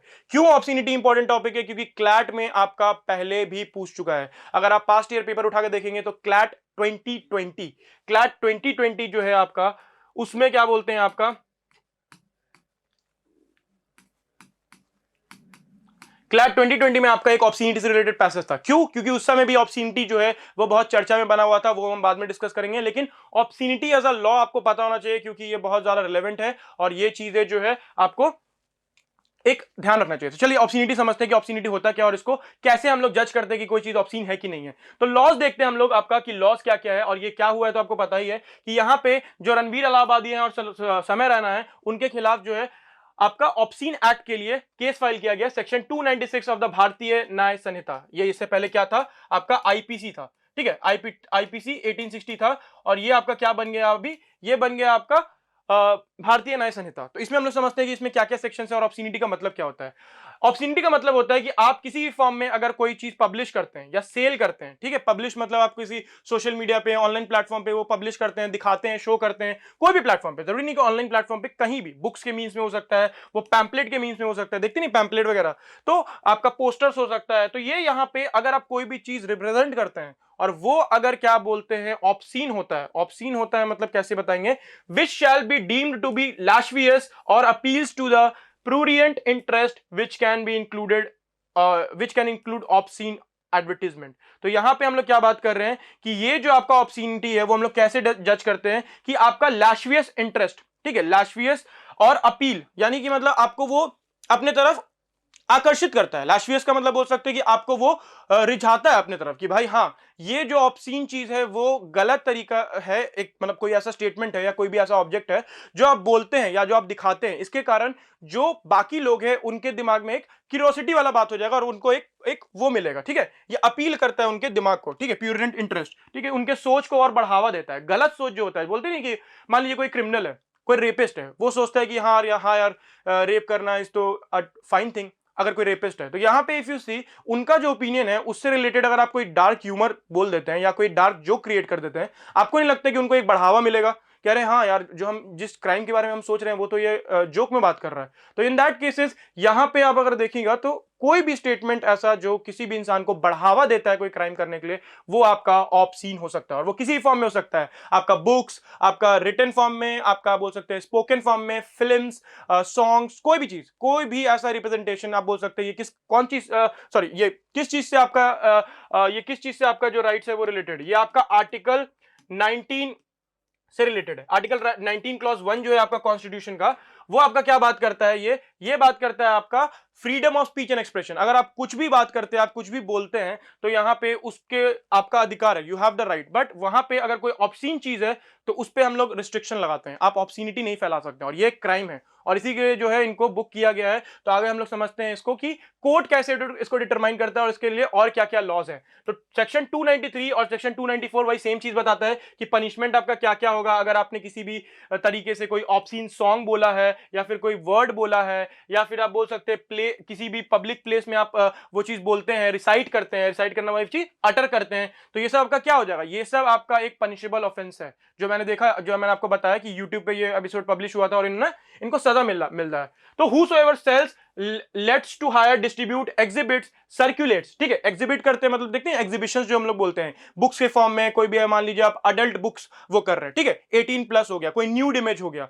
हाल ही में आपने देखा होगा कि 2021 या 2020 के टाइम में रणवीर सिंह जो है, ठीक है, हमारे जो एक्टर रणवीर सिंह है बॉलीवुड में, उनका जो एक इमेज वायरल हुआ था, उनका एक सेमी न्यूड बोल सकते हैं, न्यूड इमेज जो है उन्होंने एक मैगजीन कवर के लिए शूट करवाया था और उस पे भी ऑब्ससीनिटी का केस फाइल किया गया था। तो बाद में उनको छोड़ दिया गया ये बोल के कि हाँ ये मॉर्फ किया गया है, ये मैंने खुद से नहीं किया है। तो ये किसी भी फॉर्म में अगर आप वो एग्जिबिट करते हैं या सर्कुलेट करते हैं कोई भी ऑब्ससीन मटेरियल, तो आपका क्या होगा, ये पनिशेबल होगा, ठीक है। तो ये तो आप सब समझ गए कि आप तो किसी को हायर वायर करते किसी बच्चे को, तो ये उससे रिलेटेड है, ठीक है। To circulate to any person under the age of 20 years shall be punished with imprisonment of either discretionary, तो ये सजा बता रहा है कि 3 साल वगैरह सजा। तो आप समझ सकते हैं कि ये अलग अलग तरीका वो है। अब हम लोग देखते हैं इसका दूसरा लॉ है, ठीक है, इसको कनेक्ट करके पूछता है, क्लाइंट जो पूछता है उसको कनेक्ट करके पूछता है और ये जो आपका बात कर रहा है कि टॉपिक्स जो है वो इंटरकनेक्टेड होते हैं। तो ये हम लोग देख सकते हैं कि टॉपिक्स इंटरकनेक्टेड कैसे होते हैं। पहला तो आपका हो गया कि इंडियन पीनल कोड में तो इसको पनिश करेंगे ऑब्ससीनिटी के लिए, लेकिन ऑब्ससीनिटी के अलावा अगर आप देखिएगा इंफॉर्मेशन टेक्नोलॉजी एक्ट, ये बहुत फेवरेट टॉपिक है क्लार्ट का, ये दूसरा टॉपिक है जो फेवरेट है। और यहां पे इंफॉर्मेशन टेक्नोलॉजी एक्ट का मतलब होता है कि कोई भी ऐसा मटेरियल जो ऑनलाइन मीडिया में सर्कुलेट किया जाता है उसके बेसिस पे, या ऑनलाइन मीडिया में कोई क्राइम होता है तो वहां पे हम किसके थ्रू पनिश कर सकते हैं, इंफॉर्मेशन टेक्नोलॉजी एक्ट के थ्रू। और ये 2002 में आया था और इसका जो क्या बोलते हैं सेक्शन 67 क्या बात करता है कि पनिशमेंट प्रिस्क्राइब करता है। क्यों? क्योंकि आप किसी भी वे में ऑब्ससीन मटेरियल ट्रांसमिट कर रहे हैं इलेक्ट्रॉनिक फॉर्म में, तो ये आपका सेक्शन 67 के थ्रू थ्रू पनिशेबल है, और यही आपका इंपॉर्टेंट होता है क्योंकि क्लैट में इसके बारे में पूछा है। ठीक है, क्लैट इसके बारे में पूछ चुका है, और आपको इससे रिलेटेड क्या इंपॉर्टेंट होता है, श्रेया सिंघल का जजमेंट। ठीक है, श्रेया सिंघल का जो जजमेंट है वो आपका बहुत इंपॉर्टेंट होता है, Shreya Singhal versus union of India.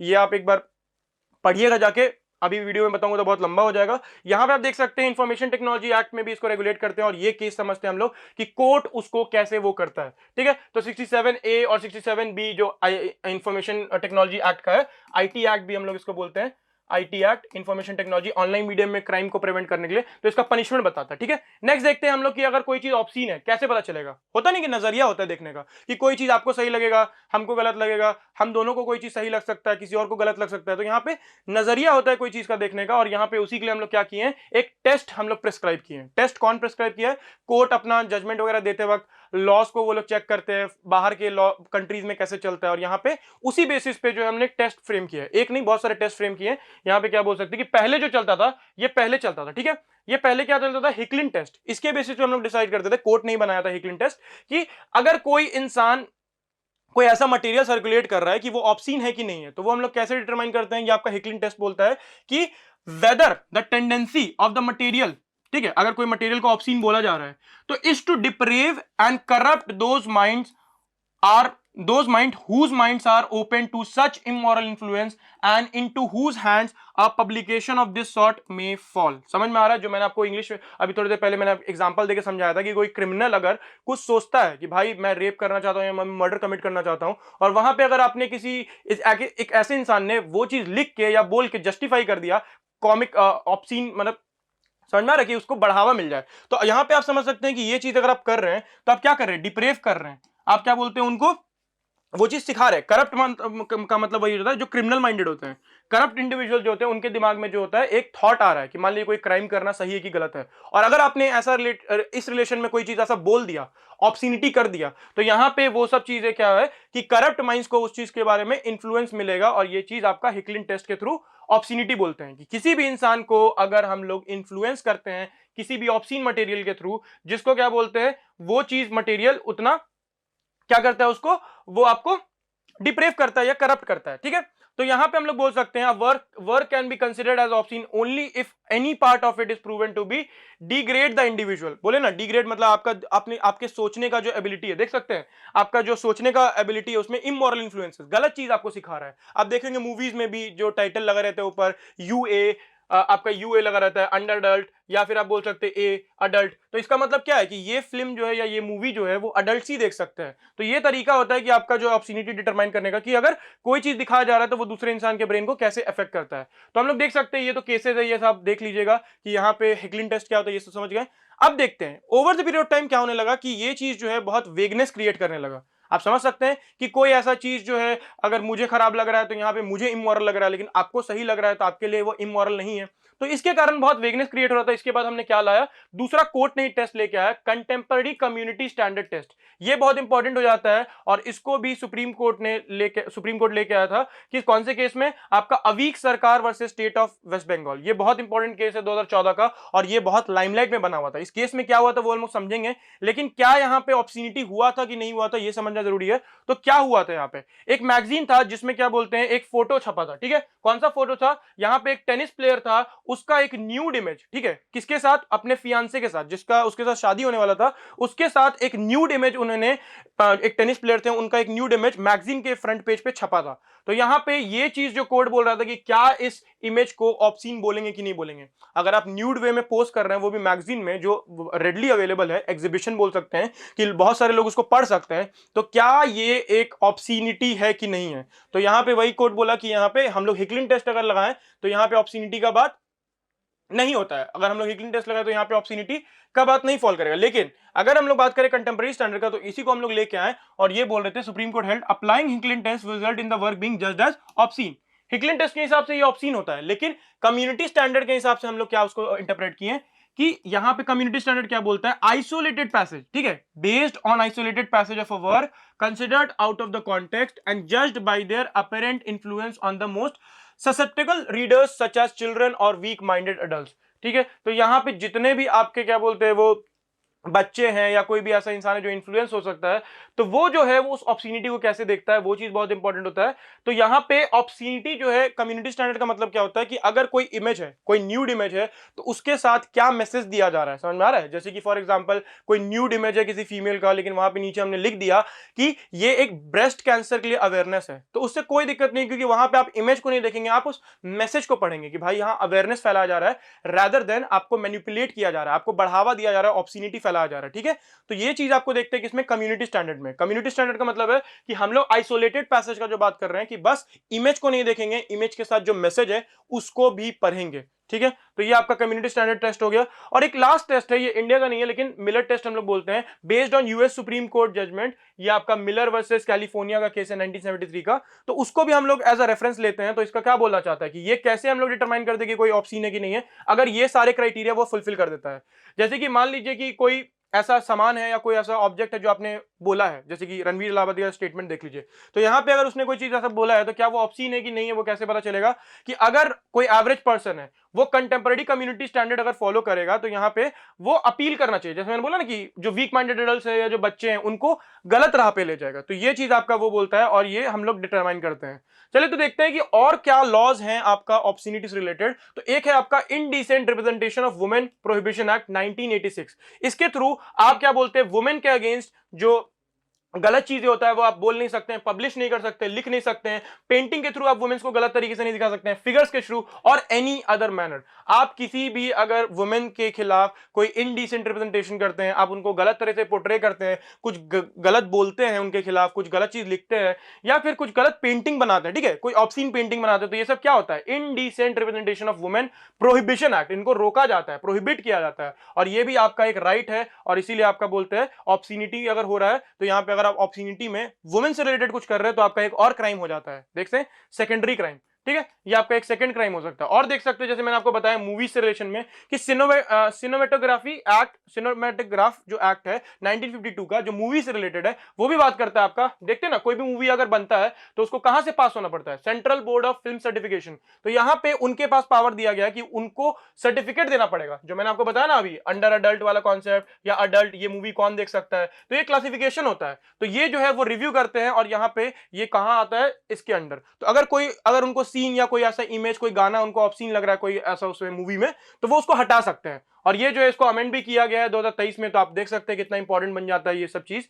Next हम लोग देखते हैं तीसरा राइट क्या है आपका, पहला दो तो हमने देख लिया, तो तीसरा राइट क्या है आपका ऑब्सीनिटी के खिलाफ। तो ये देख सकते हैं कि आर्टिकल 19(1)(a), ये जो मैंने आपको अभी बताया, आर्टिकल 19(1)(a) क्या बोलता है आपका, freedom of speech and expression, आप कुछ भी बोल सकते हैं, लेकिन कुछ भी में आपका कुछ भी नहीं आता है, इसमें रिस्ट्रिक्शन आता है। ठीक है, तो यहाँ पे जो रणवीर इलाहाबादी ने बोला है वो बोल तो सकता था, लेकिन यहाँ पे रिस्ट्रिक्शन आता है, तो यहाँ पे इसी को इसे रिस्ट्रिक्ट किया जा रहा है, और ये आपका जो है आर्टिकल 19 के अंडर फॉल नहीं करेगा। उसका स्टेटमेंट बहुत ज्यादा अभद्र बोल सकते हैं या फिर कोई ऐसा बोल सकते हैं कोई गलत स्टेटमेंट, तो ये ऑब्सीनिटी में फॉल करेगा। तो यहाँ पे अभी डिपेंड करता है कि कोर्ट उसको कैसे लेता है और यहाँ पे और उसको कैसे इंटरप्रेट करता है, उसके खिलाफ केस फाइल करता है, उसको आगे कैरी फॉरवर्ड करता है कि नहीं करता है, वो अभी पेंडिंग है। लेकिन आप समझ गए obscenity as a concept. Obscenity में तीन टेस्ट होते हैं, वो बहुत इंपॉर्टेंट होते हैं आपका। एक हो गया हिकलिन टेस्ट, दूसरा आपका हो गया कंटेम्पररी स्टैंडर्ड टेस्ट, तीसरा आपका हो गया बोल सकते हैं ये मिलर टेस्ट। तो ये तीन टेस्ट आपका कोर्ट के द्वारा बनाया गया है। और उसके बाद जितने भी आपके लॉज मैंने आपको बताए, इंडिसेंट रिप्रेजेंटेशन वाला, सिनेमेटोग्राफी वाला, कॉन्स्टिट्यूशन वाला, ये सब भी आपको पता होना चाहिए, क्योंकि एज अ क्लैड एस्पिरेंट या एज अ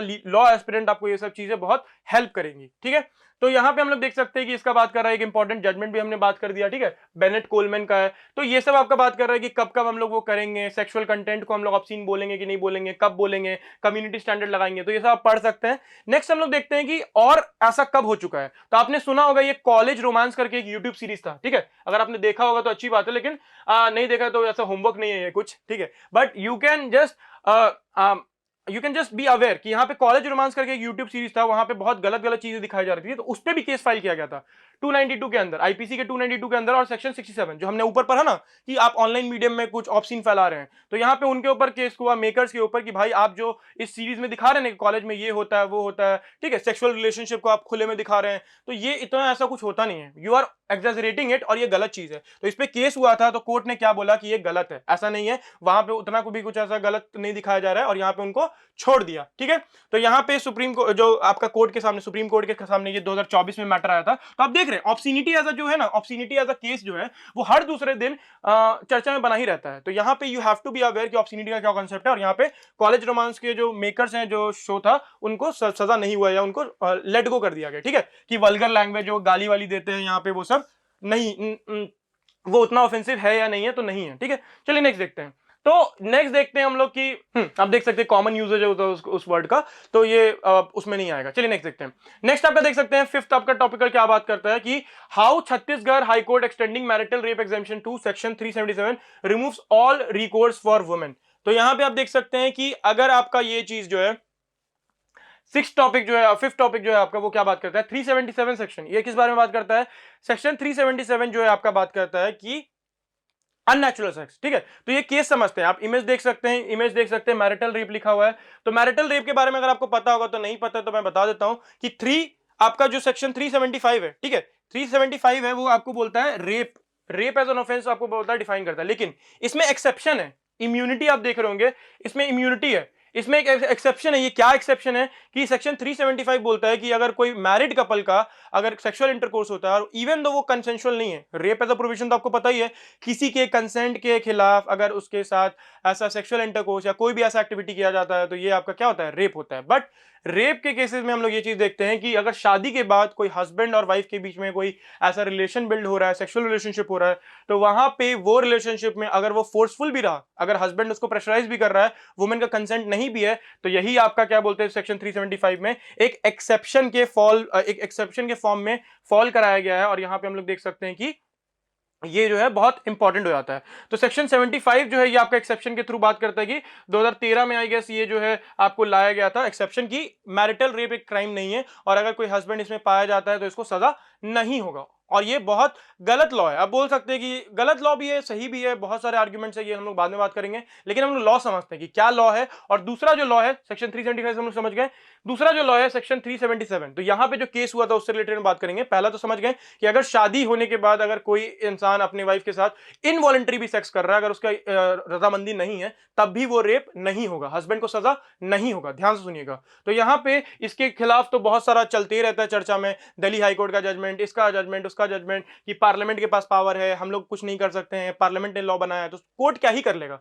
जो आपका जुडिशरी है वो तो एक लॉ इंटरप्रेटिंग बॉडी है, पावर तो आपका पार्लियामेंट के पास है। तो यहाँ पे जो एक्सेप्शन है वो तो बन गया। तो अगर आपको लॉ चेंज करना तो जो भी है, तो अभी के लिए ये सही लग रहा है। क्योंकि क्यों सही है मैं बताता हूं, मतलब एज पर द लॉ, मेरा कुछ ऐसा ओपिनियन नहीं है, but as per the law ये क्यों सही है, क्योंकि if you see marital rape का अगर हम लोग बात करें तो वहां प्रूफ करना बहुत ज्यादा मुश्किल हो जाता है, फॉल्स केसेस भी फाइल होते हैं। और यहाँ पे जो वुमेन है हरास करने के लिए हस्बैंड के ऊपर कर सकती है कि यार इसने मेरे मर्जी के खिलाफ सेक्स या जो सेक्सुअल इंटरकोर्स किया है। तो यहाँ पे आप देख सकते हैं ये सब मैरिटल रेप का एक्सेप्शन इसीलिए बनाया गया ताकि इसका मिस यूज ना हो सके। ठीक है, तो ये आप समझ सकते हैं कि मैरिटल रेप एक्सेप्शन है तो हस्बैंड को तो सजा होगा नहीं। लेकिन कंट्रोवर्सी में क्यों बना आप देख सकते हैं, क्योंकि छत्तीसगढ़ हाईकोर्ट का एक जजमेंट आया है और यहां पे उन्होंने एक्सटेंड कर दिया है, इसको ऐड कर दिया है। क्या चीज के मैरिटल रेप तो एक्सेप्शन था, लेकिन यहां पे सेक्शन 377 जो है वो भी आपका एक्सेप्शन में फॉल कर जाता है। 377 आपका क्या बात करता है, unnatural form of sex. 377 section 377 आपका आईपीसी का है, अननेचुरल फॉर्म ऑफ सेक्स का बात करता है यहां पे। और इसको भी जो वो बात करता है कि ये अननेचुरल सेक्स भी जो है क्रिमिनल ऑफेंस नहीं है। ठीक है, आप समझिए पहले ये चीज कि आपका 377 को डिक्रिमिनलाइज क्यों किया गया था और इसका इंपॉर्टेंट जजमेंट जो है वो सब हम समझेंगे। लेकिन ये जो है आप समझ पा रहे हैं 377 का मतलब क्या होता है, 377 का मतलब क्या होता है कि अननेचुरल फॉर्म ऑफ सेक्स, कि यहां पे अगर कोई इंसान किसी भी दूसरे इंसान के साथ कोई ऐसा सेक्सुअल इंटरकोर्स परफॉर्म करता है जो अननेचुरल होता है। ठीक है, एनल सेक्स को हम लोग बोल सकते हैं बेसिकली, या फिर बोल सकते हैं कोई नेचर के अगेंस्ट सेक्स जो प्रोहिबिटेड होता है। तो यहां पे वो चीज आपको ये हम लोग क्रिमिनलाइज करते थे। लेकिन बाद में जब आपका होमोसेक्सुअल्स का बात करें हम लोग, कि एलजीबीटीक्यू का कम्युनिटी का बात करें, तो वहां पे when they were living together, यहाँ पे जो मेल मेल फीमेल फीमेल इनके राइट्स या उनके लिव इन रिलेशनशिप को रिकॉग्नाइज करने के लिए हमने क्या किया, 377 को डिक्रिमिनलाइज कर दिया। लेकिन गलती कहां हो गई, 377 को हटा दिया कि अननेचुरल फॉर्म ऑफ सेक्स कर रहे हैं तो क्रिमिनल एक्ट नहीं है। लेकिन दिक्कत कहां आ रही थी कि यहां पे अगर 377 को हटाया गया है तो वहां पे प्रॉब्लम क्या आ रही थी कि आपका जो ये है कि हटाना तो ठीक था, लेकिन यहां पे इसको क्या बोलते हैं, पूरा ही तरीके से हटा दिए ना। कि अगर मान लीजिए कोई जबरदस्ती कर रहा है, मान लीजिए कोई सेम सेक्स का कपल है, लेकिन वो लोग वॉलंटरी सेक्स नहीं कर रहे हैं, कोई उनके ऊपर फोर्स कर रहा है, तो यहां पे 377 के अंदर डिक्रिमिनलाइज हो गया, तो उसको सजा है ही नहीं। तो ये चीज जो है आपका नए वाले लॉ में भी क्या बोलते हैं कोई मेंशन नहीं है, और इसीलिए ये एक लूपहोल बोल सकते हैं, एक लॉ का अभी क्रिएट हो गया है। और इसी के कारण नवतेज सिंह जोहार का जो केस है आप देख सकते हैं 2018 का केस है, ये लैंडमार्क जजमेंट है और ये वेरी वेरी इंपॉर्टेंट है, ये आपको पता ही होना चाहिए कि नवतेज सिंह जोहार के केस में जो है आपका इसको कंसेंशुअल सेक्स को जो है होमोसेक्सुअलिटी के बीच में जो है इसको हम लोग क्या किए थे, हटाए थे, डीक्रिमिनलाइज कर दिया थे। डीक्रिमिनलाइज मतलब ये आप एक क्रिमिनल ऑफेंस नहीं है। तो दिक्कत क्या आ रहा है कि यहां पे केस समझते हैं कि एक हस्बैंड को जो है केस समझते हैं, यहां पे क्या हुआ था, यहां पे जो हस्बैंड है उसने क्या किया, अपनी वाइफ के साथ एक सेक्सुअल इंटरकोर्स परफॉर्म किया। तो वहां पे जो सेक्सुअल इंटरकोर्स उन्होंने परफॉर्म किया तो उसके कारण क्या होता है कि वाइफ को प्रॉब्लम हो जाता है, ये अननेचुरल सेक्स था और यहाँ पे वाइफ एक रेप की तरह उसको ट्रीट करती है और वहां पे वाइफ का जो है डेथ हो गया था। तो आप देख सकते हैं कि बैकग्राउंड ऑफ द केस क्या बोलता है कि यहाँ पे लड़के के खिलाफ केस फाइल किया गया था, और केस क्यों फाइल किया गया था, क्योंकि जो हस्बैंड है उसने वाइफ के साथ अननेचुरल फॉर्म ऑफ सेक्स किया था और इसके कारण वाइफ का डेथ हो गया, वो मर गई थी वहां पे, और इसीलिए जो हस्बैंड है उसको किस लिए बुक किया गया, सेक्शन 375 ऑफ रेप के केस में। तो आप देख सकते हैं, मैंने आपको अभी बता दिया कि ये एक्सेप्शन है, तो यहाँ तो ये चार्ज तो ऐसे ही हट गया, ठीक है।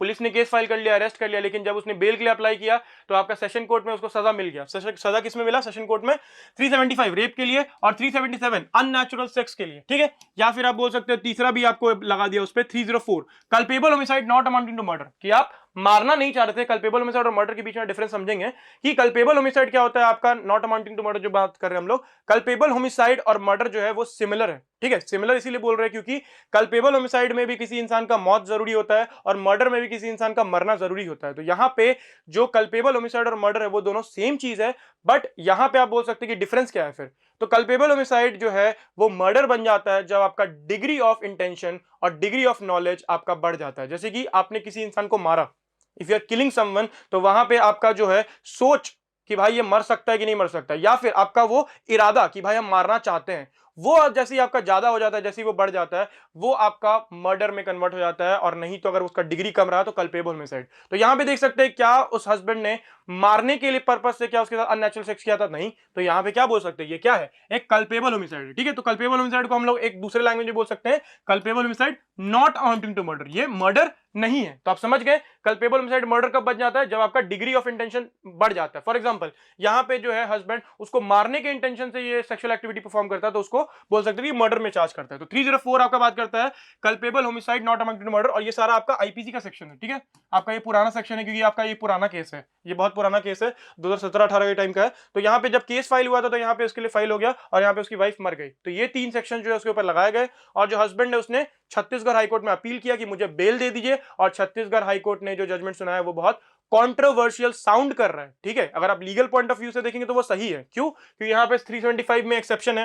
तो जो छत्तीसगढ़ हाईकोर्ट है लड़को जो हस्बैंड है उसको बेल देते हुए बोल दिया कि भाई यहाँ पे ये जो है आपका 375 जो है वो एक्सेप्शन में, तो आपको नहीं हो सकता है। 377 ऑलरेडी आपका हट चुका है तो इसमें नहीं होगा, और मर गई अगर वो, तो यहाँ पे क्या आपने जानबूझ के मारा है, तो नहीं भाई। तो यहाँ पे आपके किसी एक्ट से अगर वो मर गई और वो एक्ट ही अगर गलत नहीं है तो क्या आपको मर्डर के लिए सजा होगा, नहीं। समझ में आ रहा है, ये चीज बहुत आप डेप्थ में जाके सोचिएगा तो ये सब बहुत इंपॉर्टेंट हो जाता है। और यहाँ पे ये तीनों प्रोविजन आपका क्लियर हो गया, तो हम लोग नेक्स्ट पे बढ़ते हैं।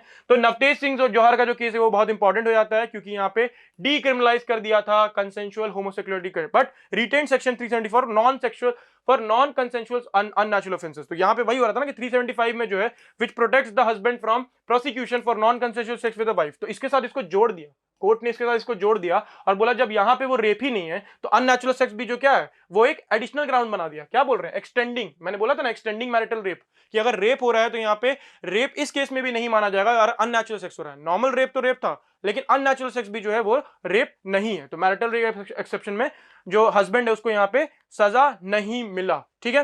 तो हम लोग नेक्स्ट देख सकते हैं रेप एज अ प्रोविजन, आप देख सकते हैं, पढ़ना आप पढ़ सकते हैं, ये सब तो पता ही है कि रेप एज अ प्रोविजन क्या होता है, रेप एज एन ऑफेंस क्या होता है, किसी की इच्छा के विरोध, किसी के कंसेंट के बिना अगर उसके साथ वो सेक्सुअल इंटरकोर्स किया जाता है, ठीक है। तो ये सब आप देख सकते हैं, उसके लिए कितना सजा है ये सब देख सकते हैं।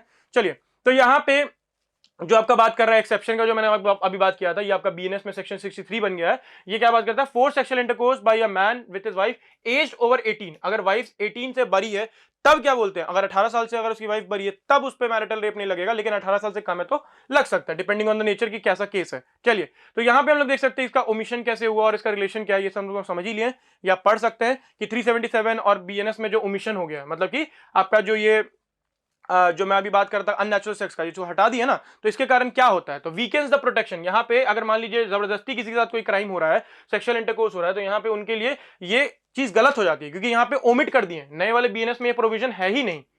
ठीक है, तो 377 पुराने में था, डिक्रिमिनलाइज कर दिया किसके थ्रू, नवतेज सिंह जोहर, और यहाँ पे ये हट गया है। तो ये सब आपका इंपॉर्टेंट हो जाता है। आप देख सकते हैं लीगल चैलेंजेस वगैरह क्या हो रहा है, कोर्ट में केस फाइल किया गया है कि मैरिटल रेप को एक क्राइम बनाए। ऑब्वियस बात है, सही चीज है, मैरिटल रेप को एक क्राइम बनाना चाहिए, लेकिन वहां पे चेक एंड बैलेंसेस रखना चाहिए। तो ये सब आपका उसके थ्रू गवर्न होता है। ये पढ़ सकते हैं आप कि केस वगैरह फाइल हो रहा है, मैरिटल रेप को वापस लाना चाहिए, ये इम्यूनिटी नहीं देना चाहिए। ठीक है, डिबेट्स चल रहा है बहुत ज्यादा, यहाँ पे केस भी फाइल हुआ है।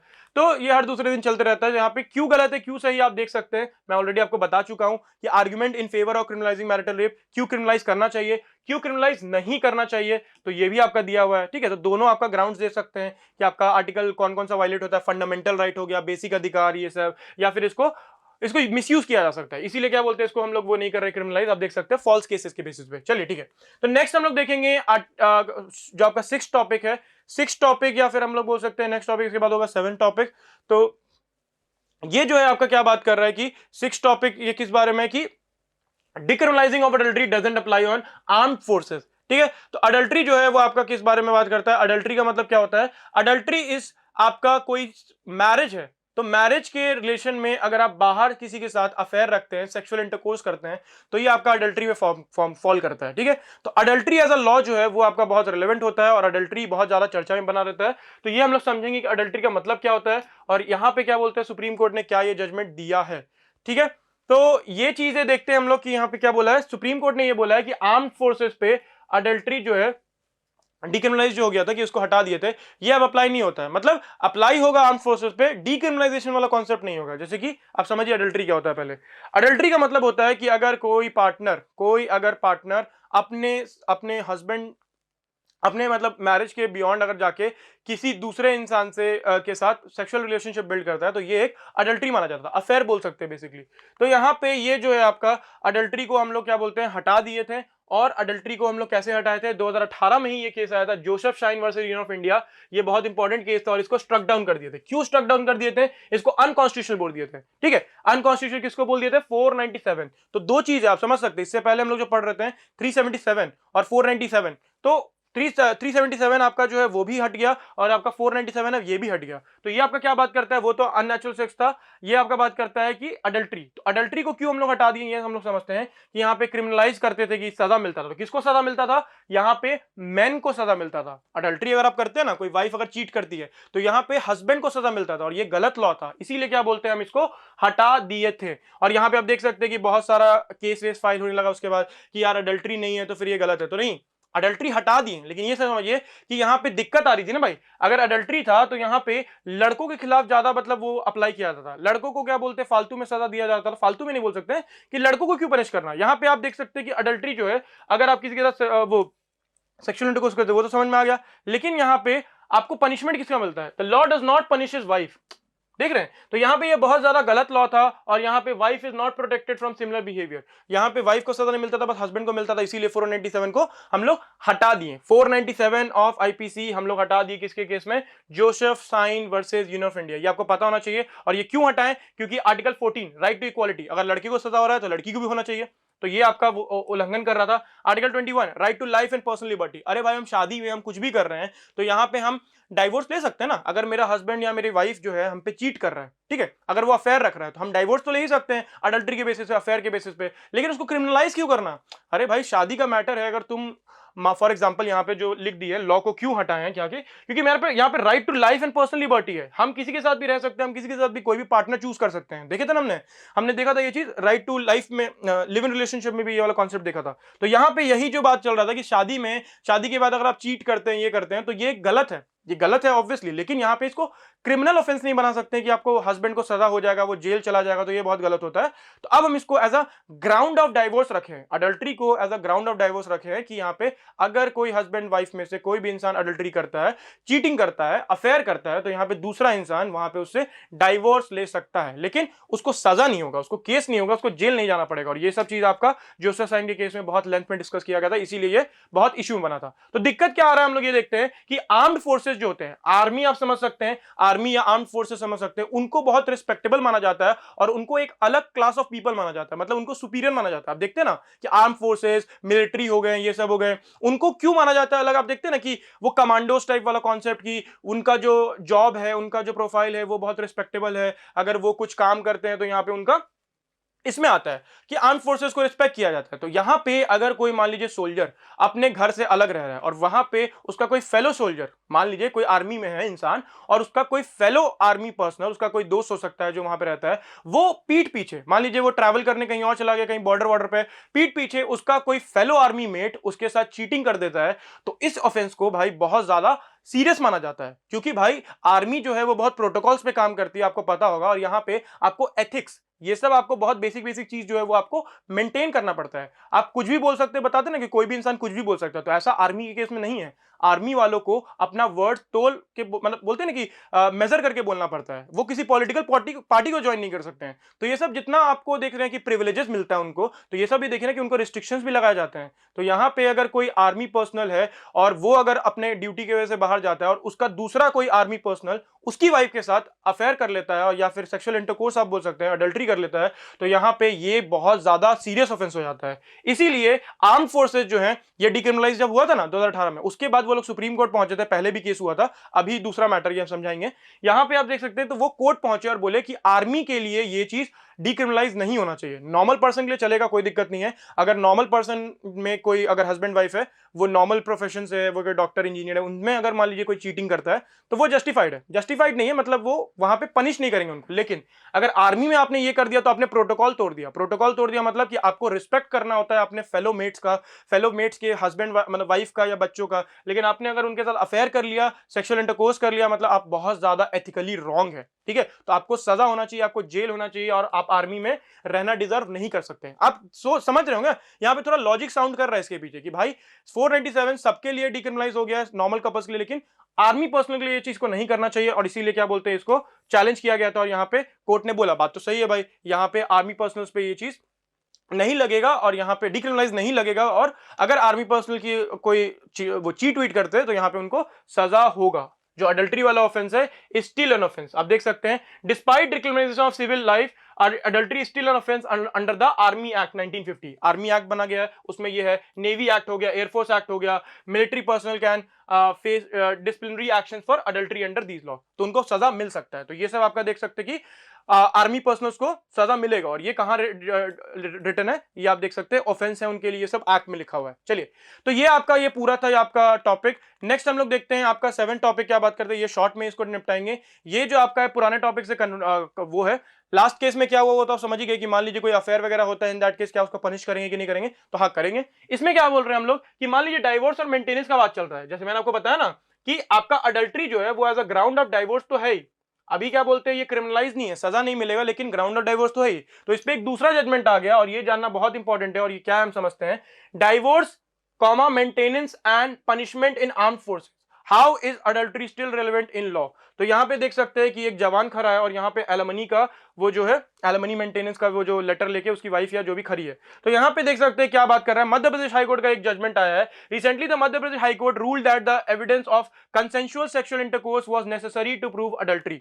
ऑब्वियस बात है, अगर मान लीजिए आप किसी हस्बैंड या वाइफ को डाइवोर्स देना चाह रहे हैं और बोल रहे कि यार ये मेरे से चीट कर रहा है, अफेयर कर रहा है, अरे तो भाई तुमको अफेयर दिखाना पड़ेगा ना, गेटिंग पॉइंट। अगर मान लीजिए आप किसी पे अडल्ट्री का बोल रहे हैं कि भाई ये हमसे अफेयर कर रहा है, मतलब ये हमको छोड़ के किसी और के साथ अफेयर कर रहा है, तो यहां पे आपको वो चीज प्रूव करना पड़ेगा ना, नेसेसरी प्रूफ दिखाना पड़ेगा कि इसने दूसरे इंसान के साथ सेक्सुअल इंटरकोर्स किया है। मैंने क्या बोला आपको, कंसेंशुअल सेक्सुअल इंटरकोर्स वाला जो कॉन्सेप्ट है, यहां पे वो किया है वो आपको शो करना पड़ेगा, तभी एक अडल्ट्री का ऑफेंस जो है एस्टैब्लिश होगा। अडल्ट्री का डेफिनेशन हमने देखा था।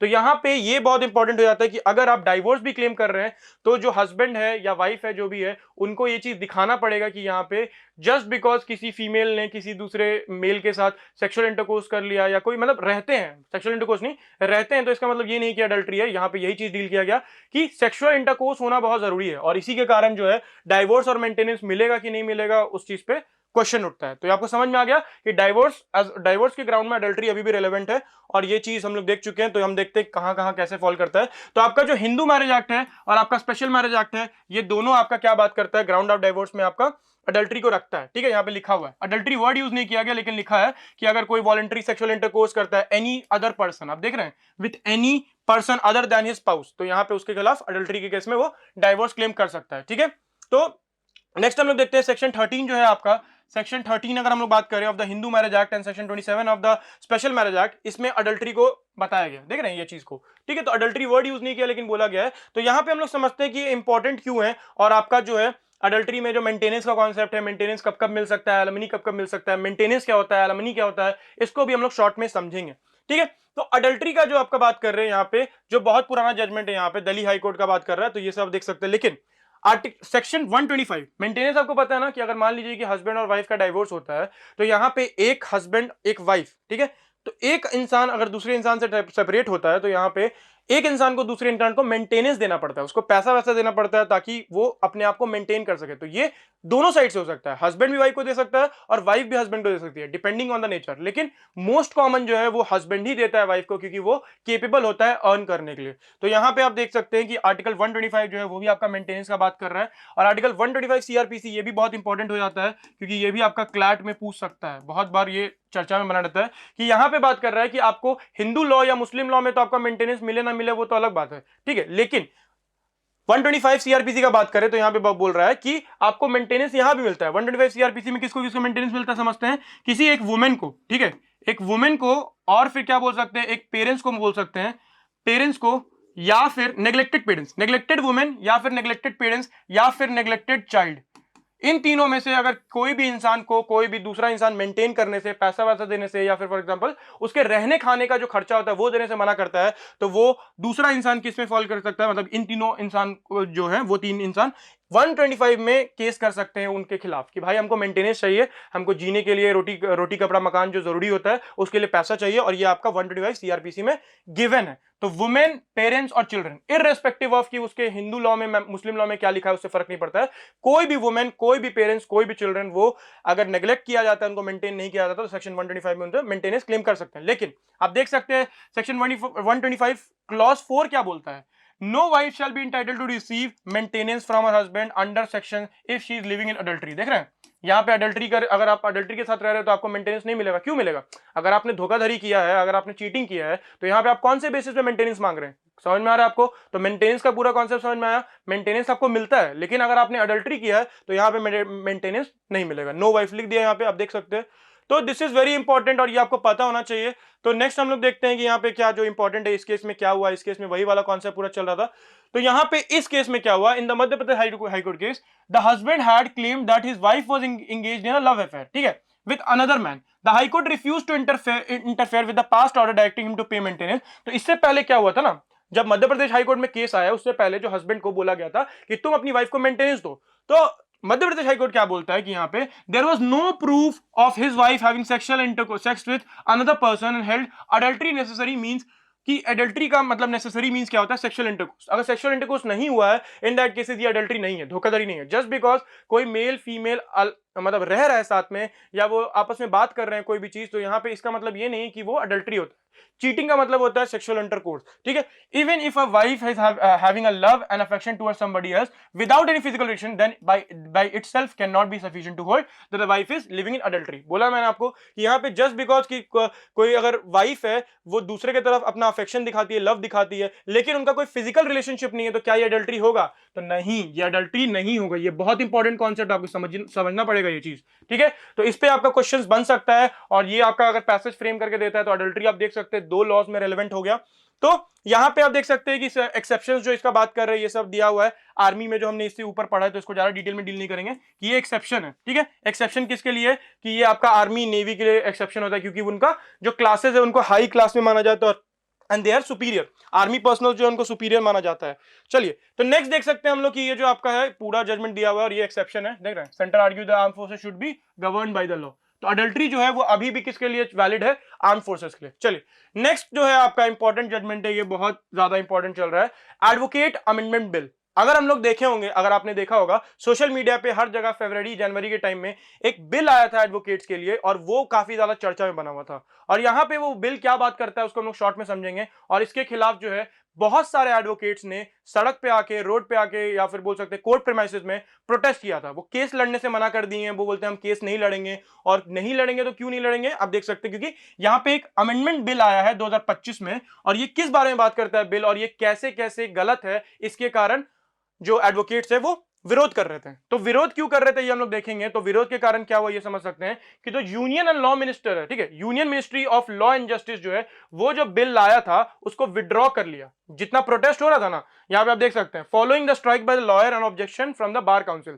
तो बार काउंसिल बोल लीजिए, जो आपको लॉयर्स को गवर्न करता है, बोल सकते हैं बार काउंसिल ऑफ इंडिया, या फिर आपका लॉयर्स बोल लीजिए जो लॉ की पढ़ाई कर लिए, या एडवोकेट्स बोल लीजिए। तो यहां पे एडवोकेट्स के लिए जो बिल लाया गया था, किसके through, union ministry of law and justice के थ्रू, उसको हम लोग विड्रॉ कर लिए। विड्रॉ क्यों कर लिए, क्योंकि यहां पे विड्रॉ क्यों कर लिए, क्योंकि यहां पे जो स्ट्राइक हो रहा था लॉयर्स द्वारा, वो बोल रहे थे कि हम प्रैक्टिस ही नहीं करेंगे, हम ये नहीं करेंगे, वो नहीं करेंगे। तो इन दैट केसेस इसको हटा दिया गया। ये बिल था, ये एक्ट नहीं बन पाया, और अब इसको विड्रॉ कर लिए गए। इसमें चेंजेस के बाद इसको फिर से री इंट्रोड्यूस करेंगे।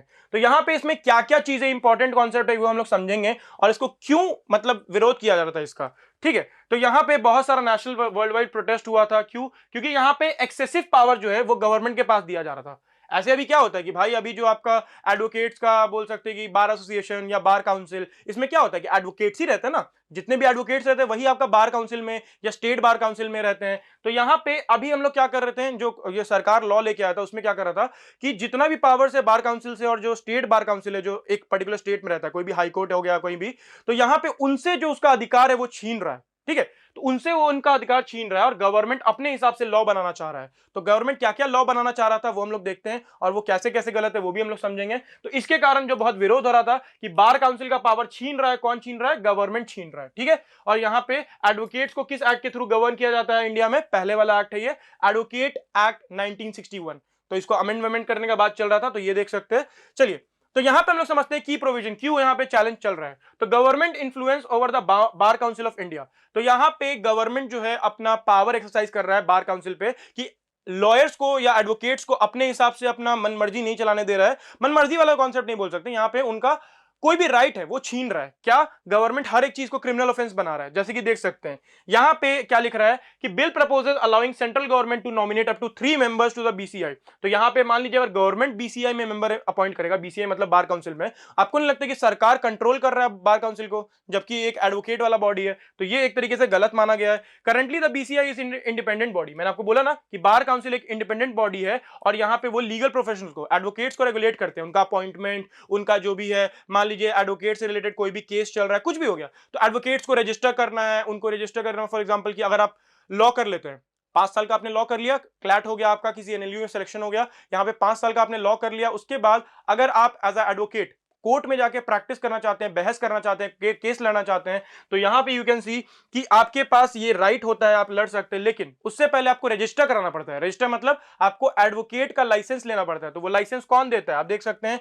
आपका बार काउंसिल देता है। इंडिया नहीं, बार काउंसिल ऑफ इंडिया तो वो सेकेंडरी हो जाता है, लेकिन प्राइमरी पहला लाइसेंस आपको कौन देता है, state bar council. State bar council क्या होता है कि मान लीजिए बिहार हो गया, झारखंड हो गया, कहीं भी, वेस्ट बंगाल हो गया, दिल्ली हो गया, कहीं भी अगर आपका कोई कोर्ट है तो वहां पे एक स्टेट बार का काउंसिल होता है। वहां पे आपको रजिस्ट्रेशन कराना पड़ता है, आपको लाइसेंस लेना पड़ता है, ड्राइविंग लाइसेंस टाइप का, जानते हैं ना, वैसा आपको एक कार्ड मिल जाता है कि हाँ भाई ये इंसान ने लॉ की पढ़ाई की है, बीए एलएलबी किया है या एलएलबी किया है, और यहां पे इसको प्रैक्टिस करने देना चाहिए। तो ये देख सकते हैं इंडिपेंडेंट बॉडी है ये, जो क्या बोलते हैं इसको, लीगल प्रोफेशन को रेगुलेट करता है। लेकिन यहां पे गवर्नमेंट बहुत ज्यादा इसको इन्फ्लुएंस कर रहा है, इसीलिए क्या बोलते हैं इसको हटाने की बात चल रही है। तो जो बिल है उसका क्या बात करता है, section 49B would have empowered the central government to issue directions to the BCI, कि भाई यहां पे सेंट्रल गवर्नमेंट को जो है वो बार काउंसिल को डायरेक्शन दे सकता है कि कैसे क्या करना है, नहीं करना है। तो आप देख रहे हैं कि ये कंट्रोल जमा रहा है, अपना हुकूमत जमा रहा है। 49B जो है ना बिल का, वो आपको नहीं लगता है कि जो है कि ये हुकूमत जमाने का उसको मौका दे रहा है सेंट्रल गवर्नमेंट को बीसीआई के ऊपर।